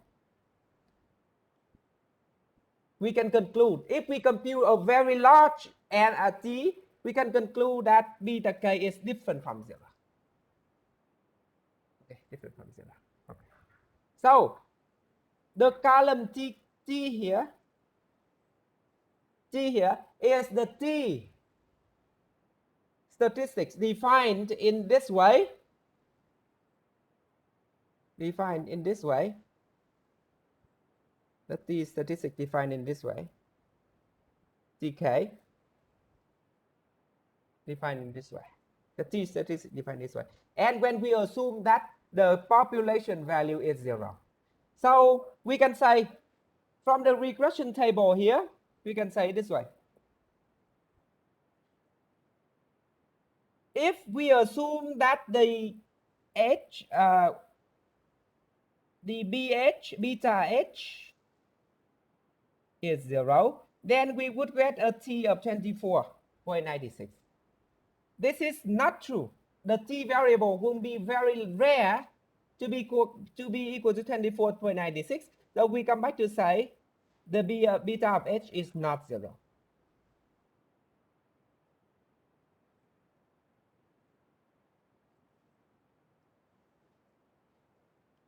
Not 0. Yeah, so that is the t. Now the standard error is nothing that special. The standard error is just simply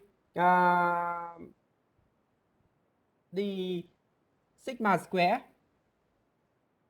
the square root of sigma square, s square, skk. S square, skk. That's the standard error. Yeah, the standard error. And finally, we talk about this one. This one is known as the p-value. The p-value. Okay. Now, so we'll talk about the t-value and then we stop.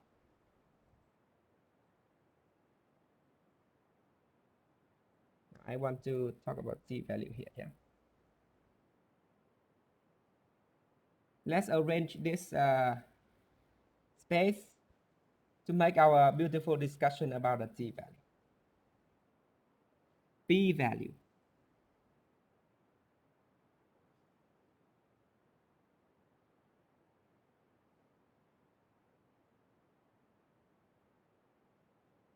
Now the p-value.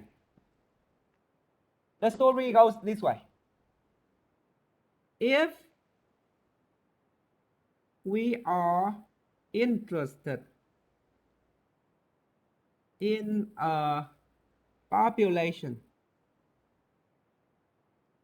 parameter beta,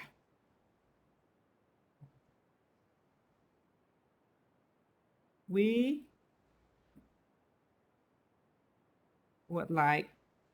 want to test if beta is equal to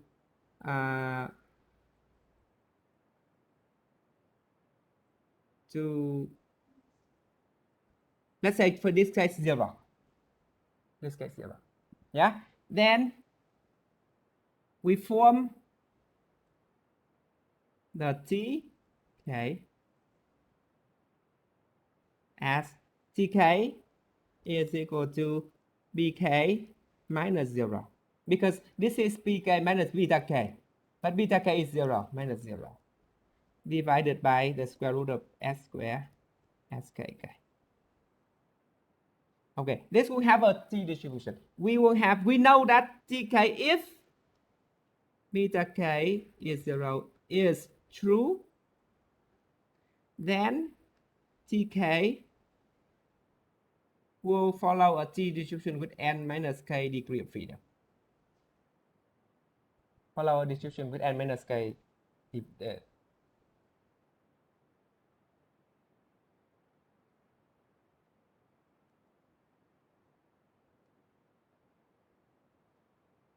minus k degree of freedom. Now, we compute the k and we get it equal to tk, and let's say this way. We have a distribution in this way. And it happened that tk is here. tk is here. It happened that we compute the tk and it is here.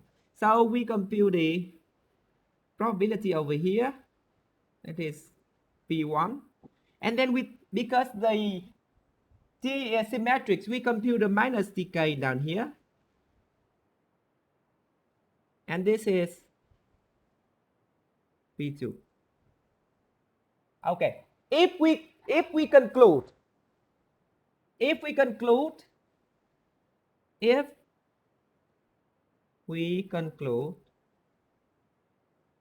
that tk does not belong to the t distribution with n minus k degree of freedom, okay, then the probability, the maximum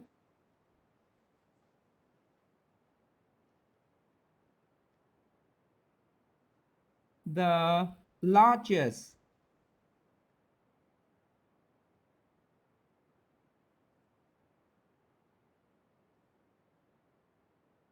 probability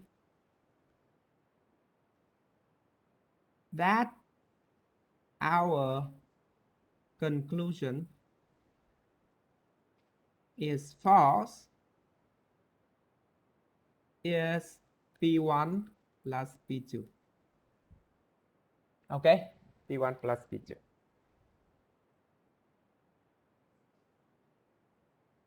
P1 plus P2. So we know that if we conclude that it is wrong, then the probability, because the t distribution, the t value could be either here or here. There is no restriction. But the maximum, so it happened that in some cases it is here. Other cases it could be here. But the largest probability that you are wrong is P1 plus P2. And P1 plus P2 is known as the p-value. P-value. The probability that we conclude wrongly. Okay, wrongly. So the p-value here will tell you if you reject the hypothesis, that the coefficient of h is 0, then what is the probability that you will make a mistake? The probability that you will make a mistake is 0.0 something, very small. So we can safely say, the coefficient of h cannot be 0. Now, so I want to ask someone a question. Let's say, focus on the coefficient of merit. What is the probability, ladies and gentlemen, what is the probability that we will be wrong if we say that the coefficient of the variable merit is not 0?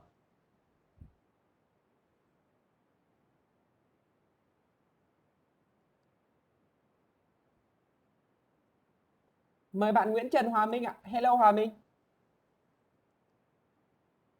Yes. Hello. Hello. So can you tell me Yes. what is the probability that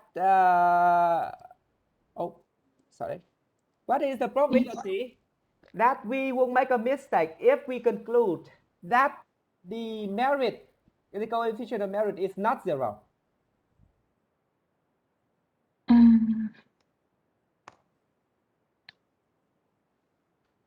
The probability That we will make a mistake. to make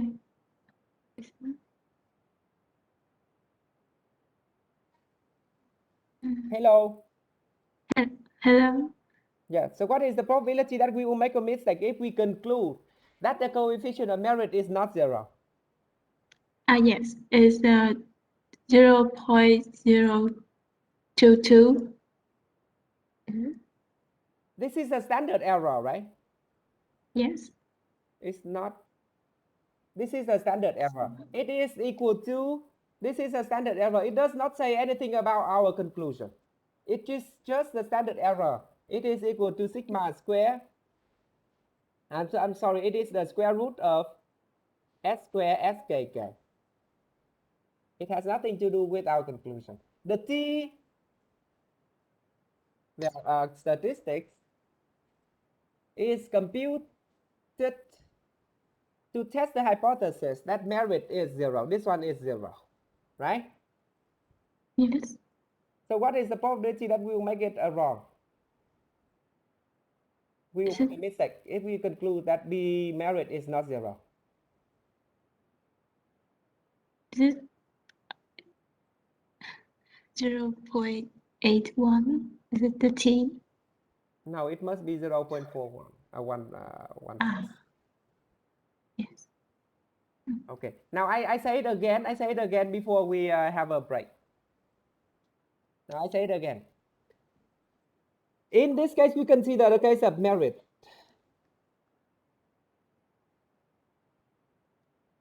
Merit.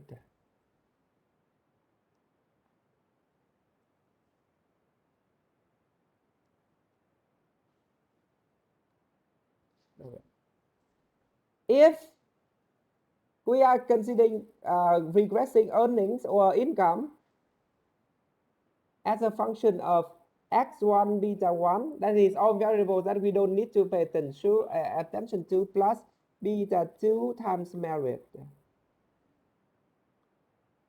plus epsilon. Okay, epsilon. We want to consider if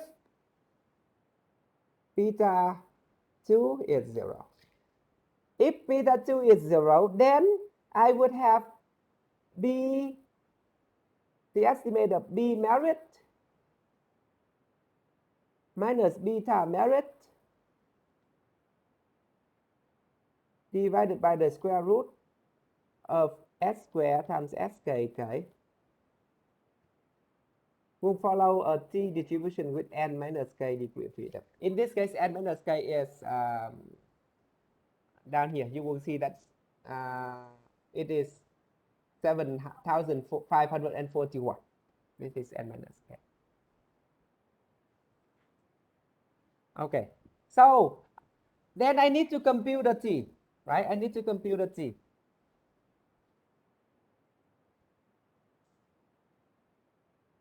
Let's compute the t. So I use the estimate of B merit, and B merit here is being examined if it is 0, so I replace this one by 0. B merit is known, it is here. B merit is known, it is here, right? It is here. The standard error of B merit is known, it is here. So using the information, I get the t that is equal to 0.81. It is, in using it this way, I get this value as equal to 0.81. It is equal to this one. So I draw the distribution of the T with 7,541 degree of freedom. I would say this is 0. This is 0.81. This is minus 0.81. So if I conclude that, so it will be this probability that the probability, let's say put this on A and B, the probability that B married beta 2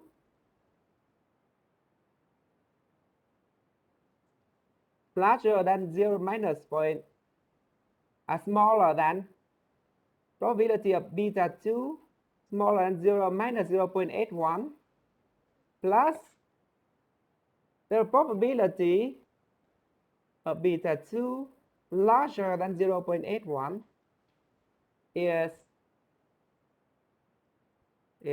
0.416. Okay, so if I conclude that the coefficient of merit is not 0, I can make a mistake in 41.6% of the time. Okay, so it is the largest probability that I will make a mistake is 41.6% of the time. This is the opposite case when we have the number t that is between minus 24.96 and plus 24.96. Remember that? Okay. So the t-value here is the test statistic to test that the coefficient is 0, and the p-value is the largest probability that you will make a mistake if you conclude that the coefficient of the corresponding variable is not 0. Okay? Now I give you a break. So let's say we will have a 13 minutes break. And when we come back, I will talk about that a little bit more. Yeah? Let's please have a 13 minutes break.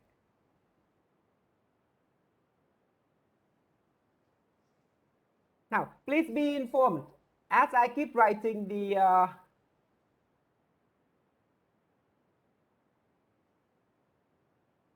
slides online is also updated.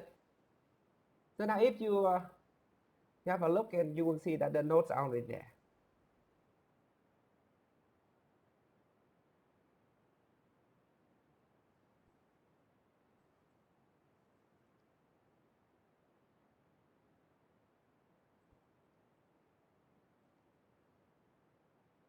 Do you have any question? Please think of questions, then we can discuss after you come back. Yeah.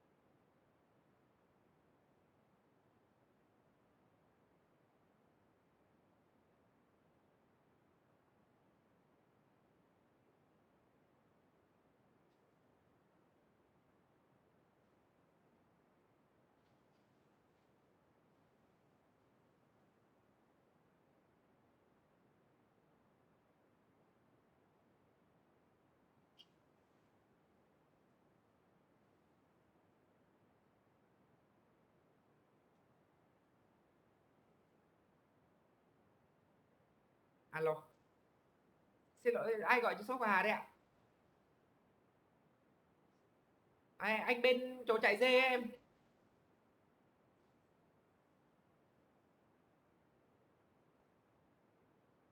Thế thì em gọi anh làm gì?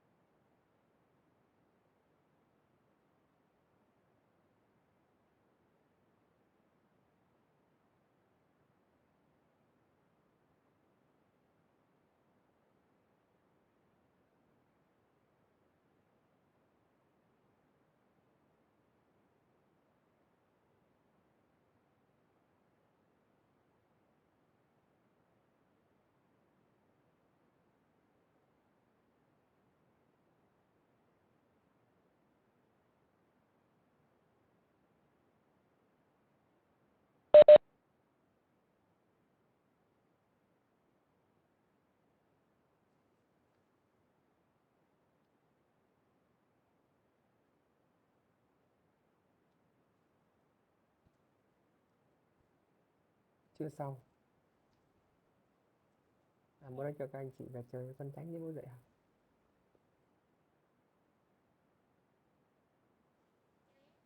Ô, không phải ra chơi chỗ này, bố ra về muộn. Rồi đi làm không? Cái gì?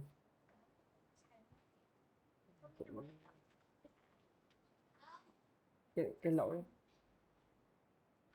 cái nó tại cái màn hình. Thôi đi ra bố bắt đầu này. Hello everyone. Hello. Please welcome back. I just sent a message. Oh, can you please give me a moment and then I will be back. Yeah.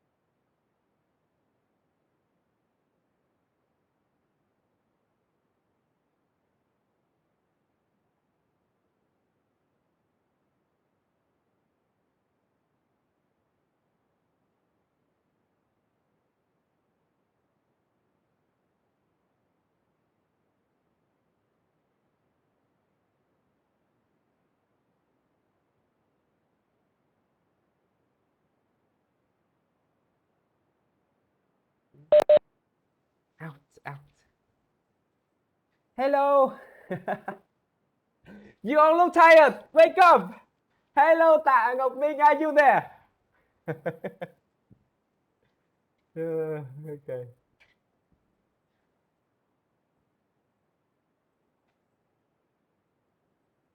So I know that you are tired, but let's bear with me. So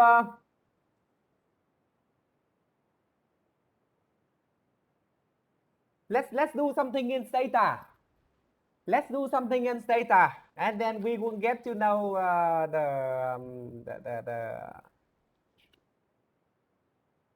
as we practice, we will understand the knowledge in a more intuitive manner. Okay.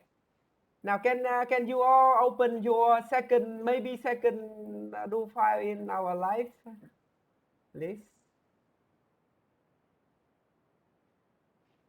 Okay, I have the do file here. Can you all get a do file to your computer? Or I can paste. Now, by the way, I can paste the command into the chat box, and then you can copy it into your do file. See? Copy it, paste into your do file.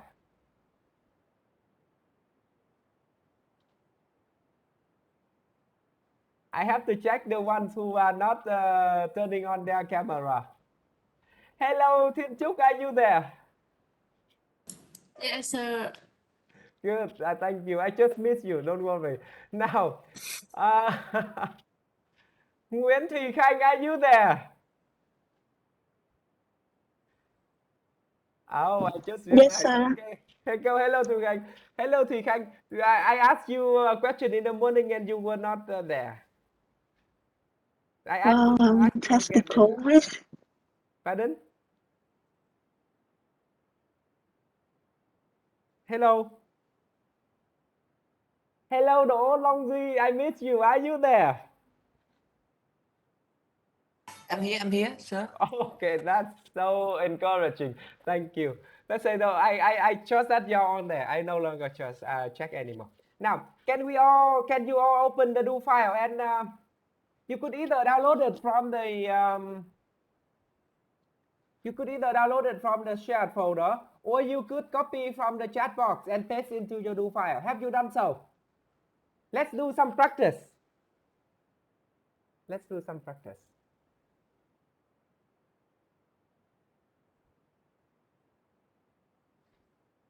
Dr. Hà, I think you didn't paste it into the chat box? I have. Oh, really? Yes. Open the chat box. Oh, for some reason it is only for Dan Thanh. Sorry. Only Dan Thanh received it. Is that right, Dan Thanh? Now it's for to everyone. So the only person who received it was not present. That's the problem. Oh, it's now to Ming Châu. What's the problem? Okay, now it's to everyone.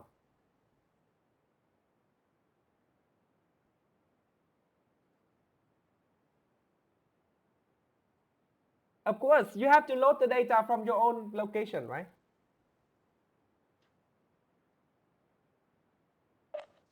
Sorry, Dr. Ha, but I think in the chatbot it is not for the file tool. I just copy it from yes. So what the problem Yes, is but now? I just received label variable a to meet focus good. That's all. Oh, really? So what's the problem? I think it's less some instance. Ah, I see. It does not allow too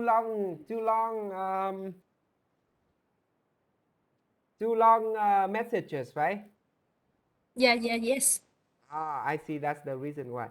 Now, okay, I will copy. Now you forget about everything before. Now let's focus on each and every piece of it. Yeah. Now I have copy.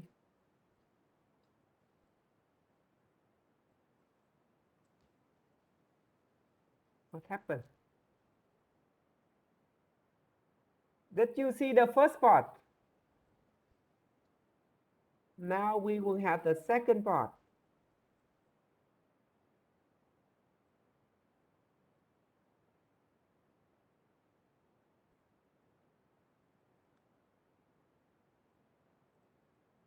Okay. Now you have the third part.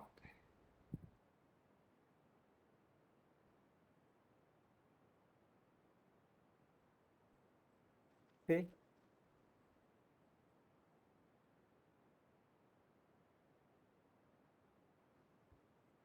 Let me try if I can work it out. I can copy also myself and then I paste it to my do file. I open the new do file, I paste it here. Now, ladies and gentlemen, there will be the line from Lê Thái Tường Vân. That's my daughter. I was having a parents meeting yesterday. That's why I put the name. Then that one have to be deleted. Otherwise, it would not recognize. Yeah. What I have done was I deleted the. Can you all do it? Now, the ones who do not show up your camera, please turn it on. I miss you all. I will invite you.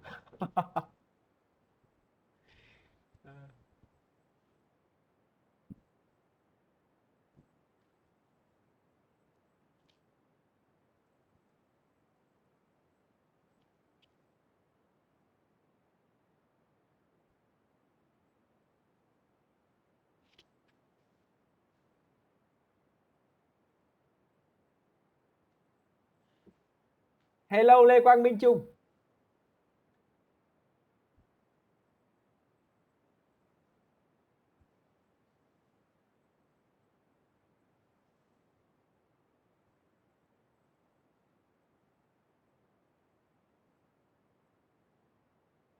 So are you all done?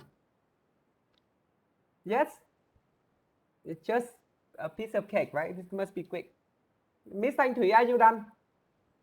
Dan Thảo is done, okay. Let's say Hoàng Tuấn done. Long Duy, are you done? Khánh Vân. Hello Khánh Vân. Are you done?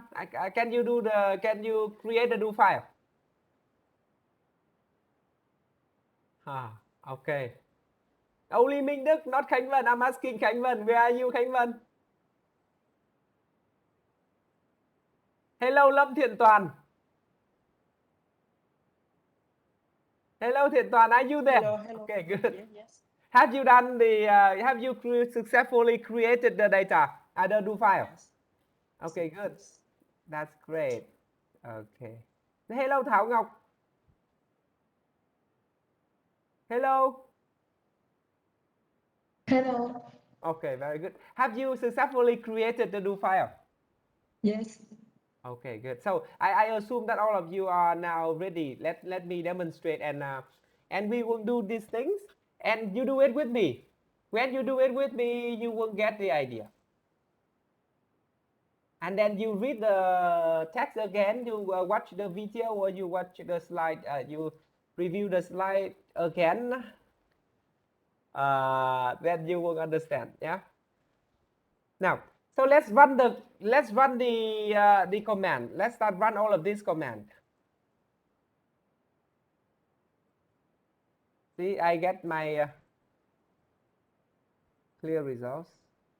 Okay, I made my own mistake. That is from Lê Thái Tường Vân is not a command. Yes, of course. Okay, you have to delete it. Yeah. See, this is what I would have. Now let's type something. Let's type together. Matrix list E open parenthesis B matrix list E.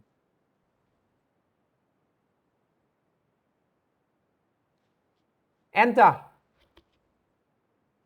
Do you get the same thing?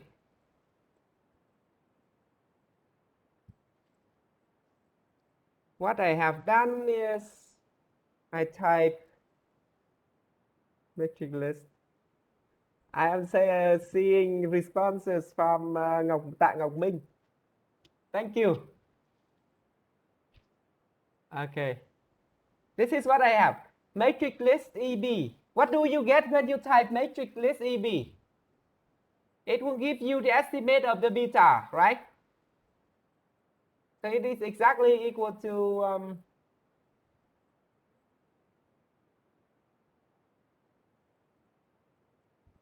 the information down here.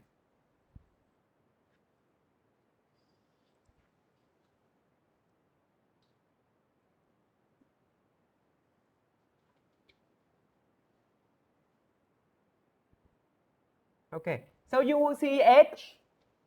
This number here is again here. H square is here and now it is here. So it's nothing that new, right? Okay. That new. Next, let's together we type matrix list EV. Now, type matrix list EV.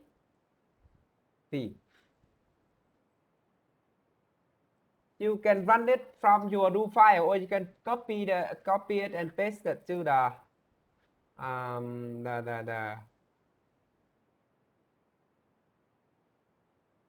command window. Now I copy it and I paste it to the command window. I would get this one.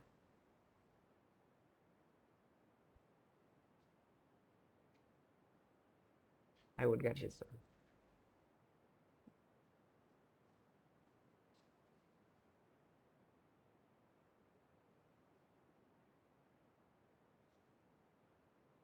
I would get this one. Yeah.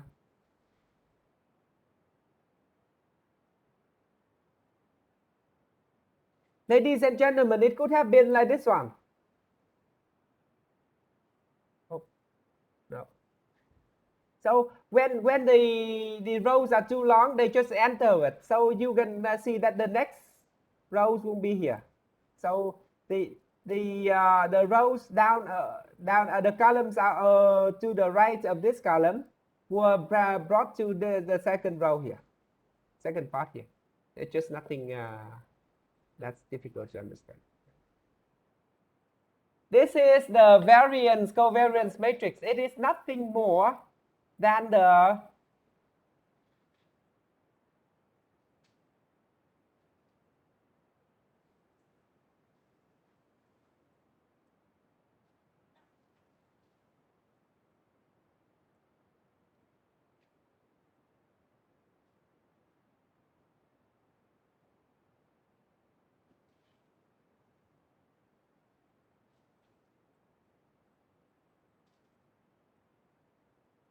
okay.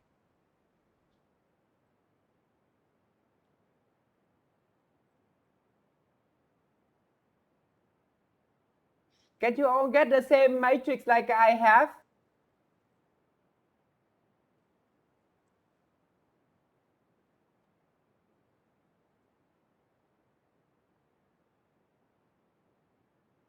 This is nothing more than the covariance matrix of B.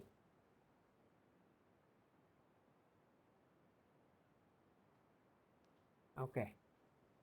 So, based on this info the table, can anyone tell me what is the variance? What is the variance of the coefficient of the variable h square? What is the variance of the coefficient of the estimated coefficient of the variable h square? It's 3.09 times 10 to the power of minus 9. That's right. Yeah, that's right. Thank you, Ngọc Thảo. What is the correlation? Let's say what is the variance of the estimated coefficient of the variable male? Let's ask Miss Huỳnh Ánh Nhật. Hello, Huỳnh Ánh Nhật. Are you there? Hello. Okay, so what is the variance of the estimated coefficient of variable male?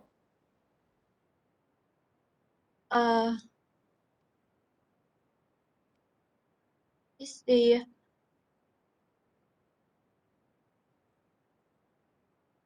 minus 1.133 times 10 minus 0.6. No, Ánh Nhật. Come on. Can anyone? Okay, I will ask someone else. I know many of you will know. Let's ask Lê Quang Minh Trung. Hello, Minh Trung.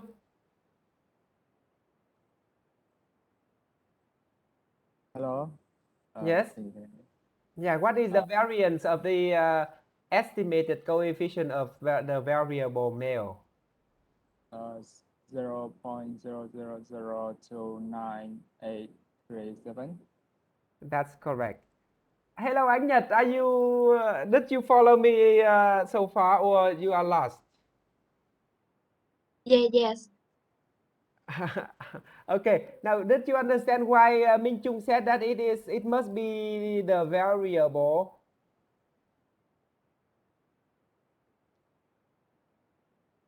Why is the case that Minh Trung is mentioning this variable? Ánh Nhật. So the variance of a variable is of a coefficient is contained in the diagonal, in the principal diagonal. Okay. I see. Thanks, sir.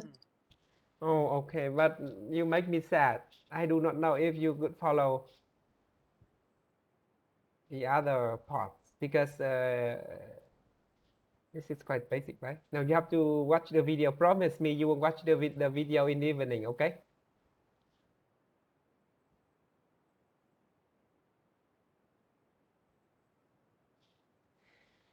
Now, it's kind of not very nice to confront you directly in this way, but come on. I'm working for you. Sorry, Dr. Hà. Yes. Can I receive a plus as well? Yes.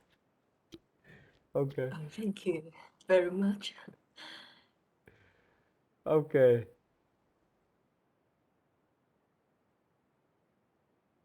Okay. Good. Okay. So you know how most of you know how to get the variance covariance matrix of the estimate coefficient, right? Estimated coefficient, right? Now, anh Nhật, this variable here is the variable sigma square times x prime x to the minus 1. I'm sorry. Write again. It's a variable, the estimate s square times x prime x to the minus 1. Okay, it is, you know that the variance of b is equal to x prime x to the minus 1 sigma square. But we do not have sigma. We have to replace it by x. X is the estimated of sigma. S square is equal to e prime e over n minus k. And the expectation of s square given x is equal to sigma square. Right? This is what you would get. Okay. Now, ladies and gentlemen, now we do something. We do another, we try another, we need to work with the data. So let's do it this way.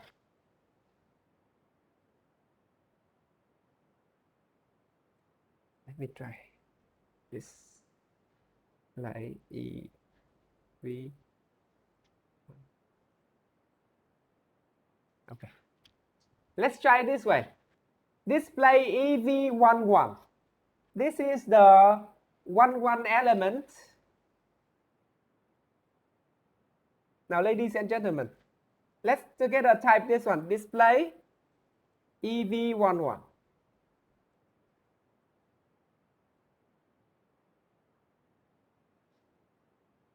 What do you get? Do you get the same number like I do?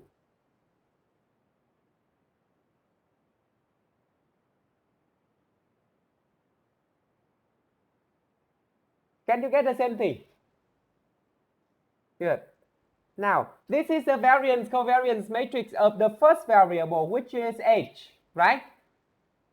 Which is h. Now, you type this one. Again, you type something like this one. Now, I just want to make it consistent. Yeah. Now you type something, display SQRT of something. And this one. SQRT, that is the square root of the variance covariance. I hope that you can see me. You can see my typing.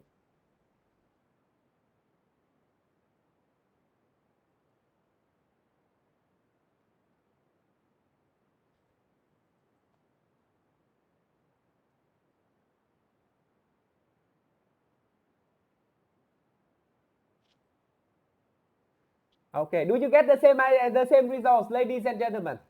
Yes. Now, can you compare this result with the result in the regression table? Yeah. H, what is it here?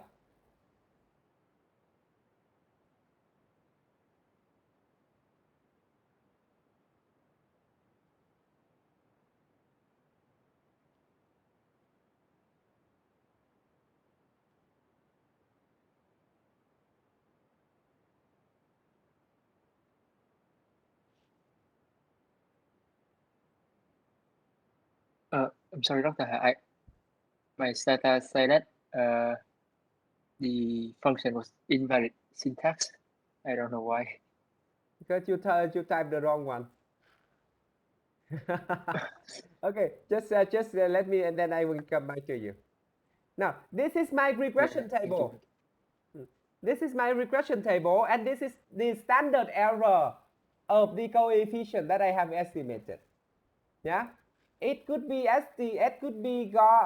we could get the standard error by typing display the square root.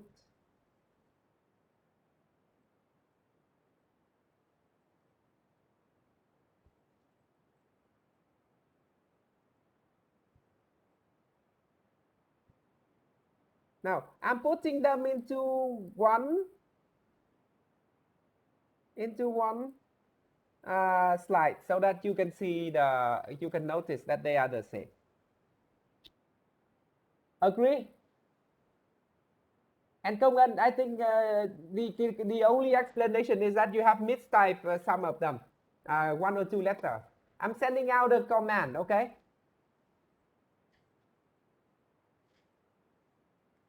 I'm sending out a command.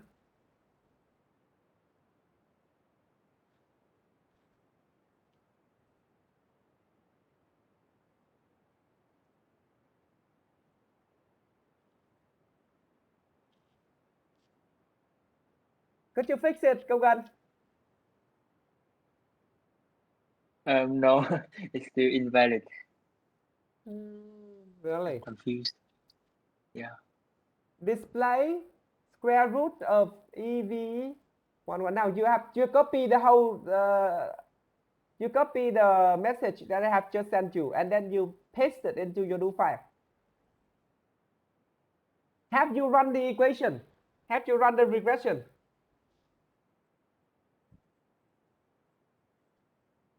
You must Yes, run the yes, I regression. run it. Okay. Now, Let me Miss try Minh Giang, the could you get the regression same again. answer? Yes? Okay, good. Hoàng Tuấn? Okay. Công Ngân, can you fix it now? No, not yet. I have just rerun the regression, but it's still invalid. Maybe I just keep going. I will search on the internet and fix it. Okay, Thank you. So this is so in the regression table, the column standard error here is the standard error, the estimated standard error of the estimated coefficient. Okay? Yes? Okay.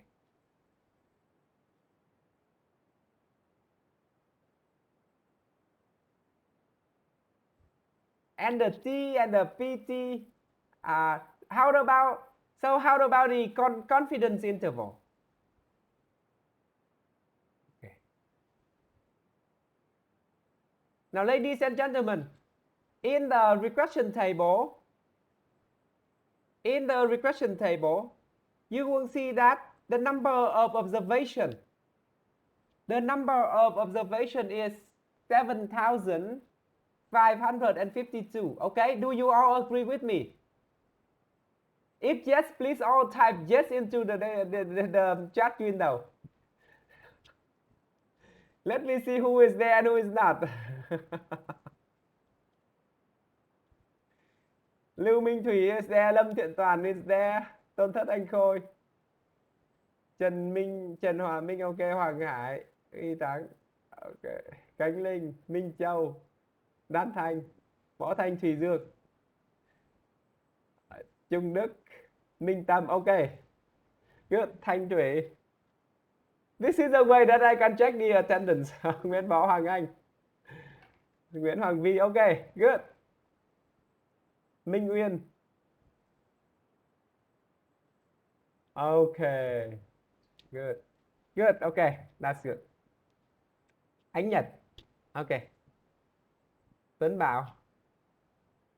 So this is the number of observation. What is the number of independent variables?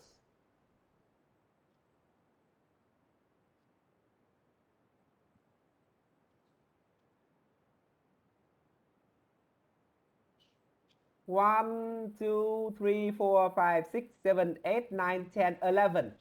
11, right? So in our case here we have n is 7,500. Oh, sorry. N is happened to you? N is equal to 7,552. K is equal to 11. So N minus K is 7,441. Correct? 41. Okay. Is that correct?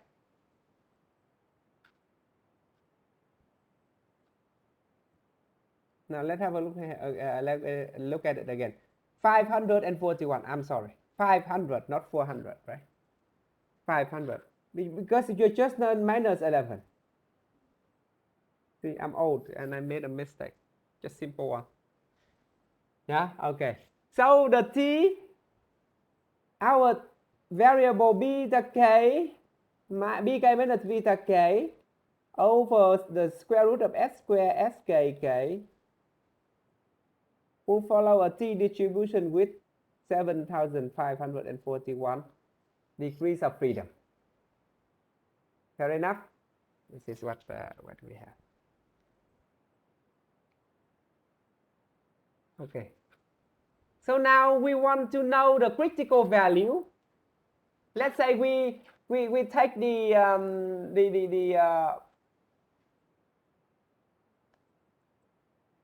we take the tolerance level. Trương Minh Ngọc is asking, may I ask if the constant is also considered as the independent variable? That's a good question. It is one independent variable.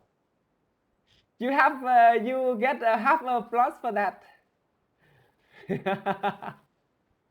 you get half a plus for that. I will give you a big stronger bonus later. That's a good question actually. Yeah, good question. Now I say it again. The independent variable includes the constant term. Okay, it includes the constant term. So beta, this one is a t distribution with 500. And now we know that we want to know the critical level of the t distribution. Let's say we are interested in alpha is 0.5. I'm sorry, 0.05. Now, do you have the do any of you have the statistical table there to check what is the critical value of T alpha? That this is T 0.025 of a T distribution with 7,541 degree of freedom. What is it? Can anyone check it out? It looks like all of you are saying no, I don't. I wait for someone else to do it. So then I am a lazy guy. I will not check it. I will do it this one. I will do it this way. I will type scalar. Let's say scalar ABC is equal to the inverse t-tail of a t distribution with 7,541 degree of freedom, and my tolerance level is 0.025. That is half of 0.05. Okay? It will give you the answer.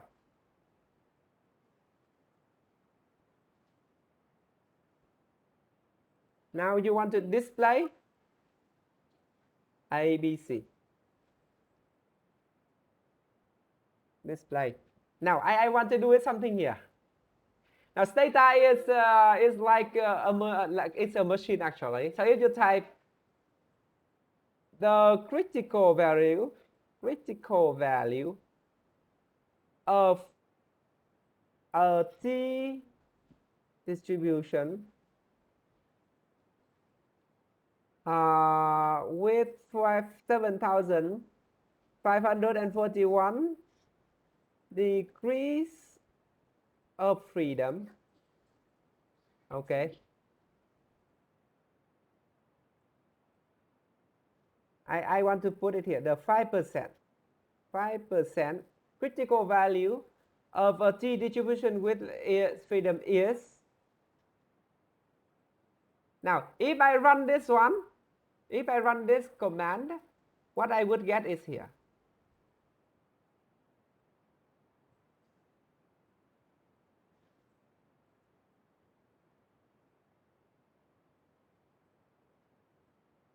I hope that you won't get the same answer if you run it.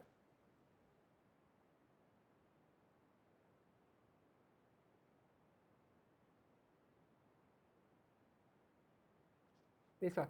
The critical value, the 5% critical value of a t distribution with 7,541 degrees of freedom is 1.96.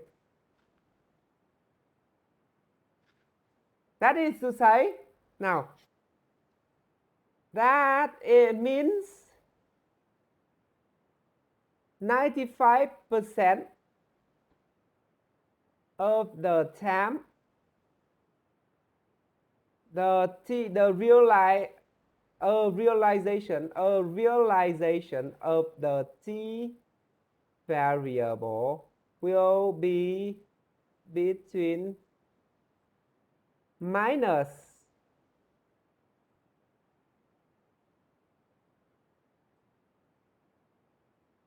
and plus this variable. Okay, Ngọc Thảo is making a sign that time is up.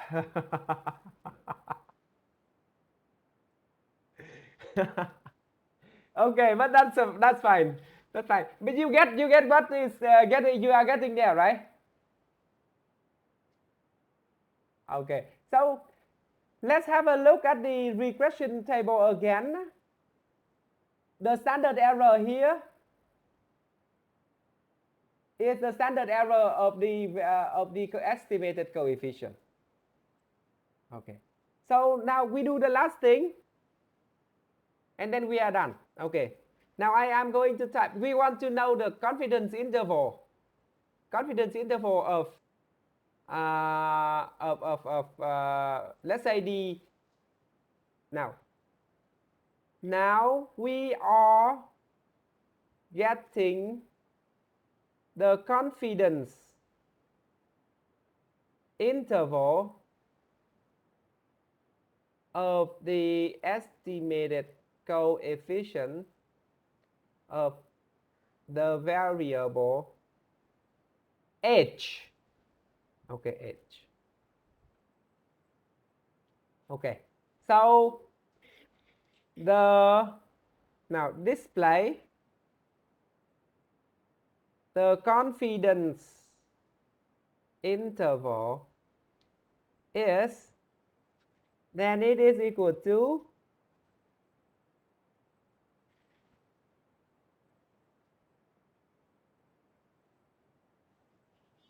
A, and let's say underscore B H minus ABC times underscore the standard error of H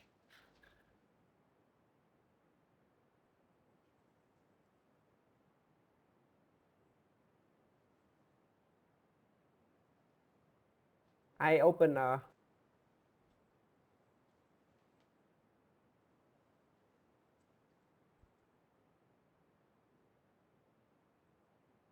and then I will type the same thing, but now it is a plus.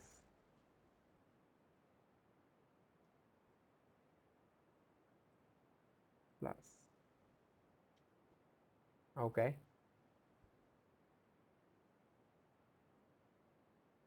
This is what you have. If you type that, you would get this one. Display is unrecognized. Sorry. It must be lower capital.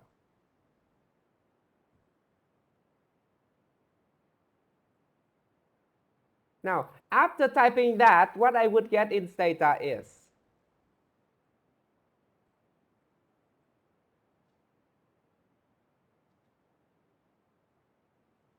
It is 0.1.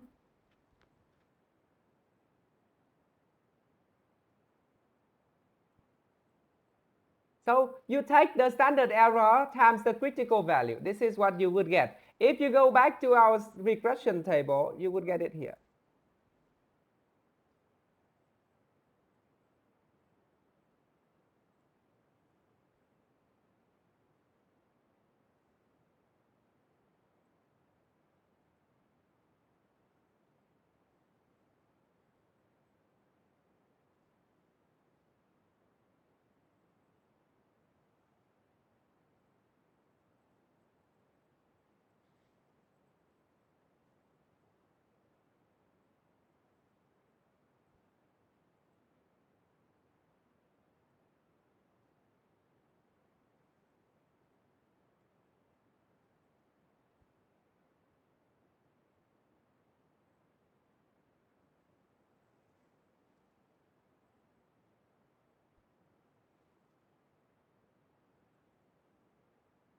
Okay, this is what we would get.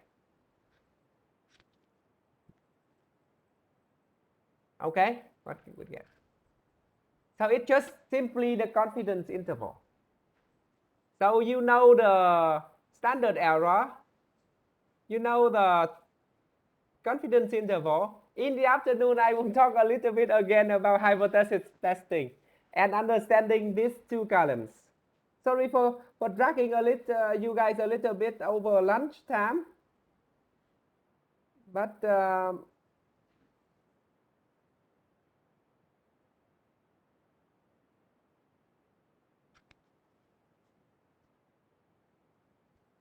okay, so this is what in the afternoon we will talk about these columns again a little bit more. For now, I hope that you understand the estimated coefficient, the standard error, and the confidence interval. Okay? Good? Good. Now, any questions, ladies and gentlemen? I think it's a little bit past 12 now. Just a little bit. Do you want to start at 1 o'clock or at 1:30? If we start at 1:30, then we have to go through 4:30. Now, do you want to start? Tạ Ngọc Minh is asking. Okay.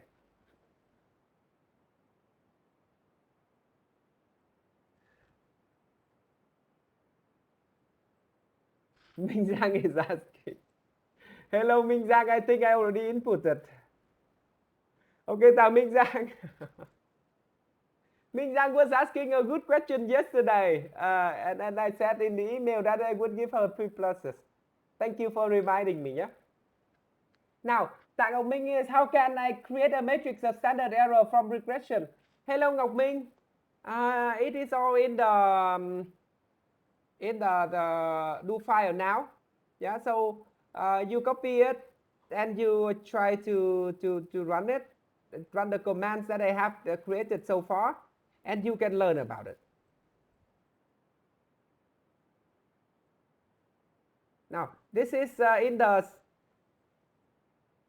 how can you get it? This is how it works, Ngọc Minh. The texts that are in green are the so-called commented out text. Are the so-called commented out text.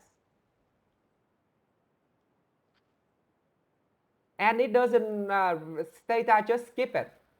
So if you have a look at the so-called, maybe the second do file of my life, here, the maybe second do file of my life, everything is there, Ngọc Minh.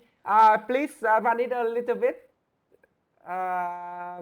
In the lunch break, and we will come back at 1:30. Hey, by the way, my question to you guys have not been answered yet. Do you want to start at 1 or 1:30? Oh, you're all saying 1? Okay, good. So let's say Minh Đức is saying start at 1:30 and stop at 4. No. It will not work. Okay. Let's do it this way. We start at 1:30 and we stop at 4. But no break.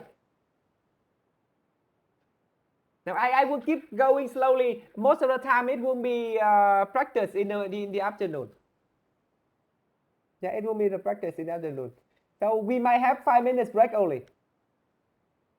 Yeah. So I give you 30 more minutes to either have a rest or review the lecture in the morning. Yeah. Thank you for your attention, and I look forward to seeing you in about an hour and 14 minutes. Yeah. Excuse me, Doctor. I have one small question.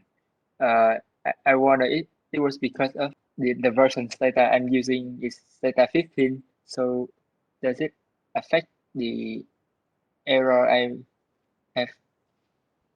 I don't think so. Data from a long time ago was already taught to do that thing. Yeah. Can you copy and show me the message, and I can fix it.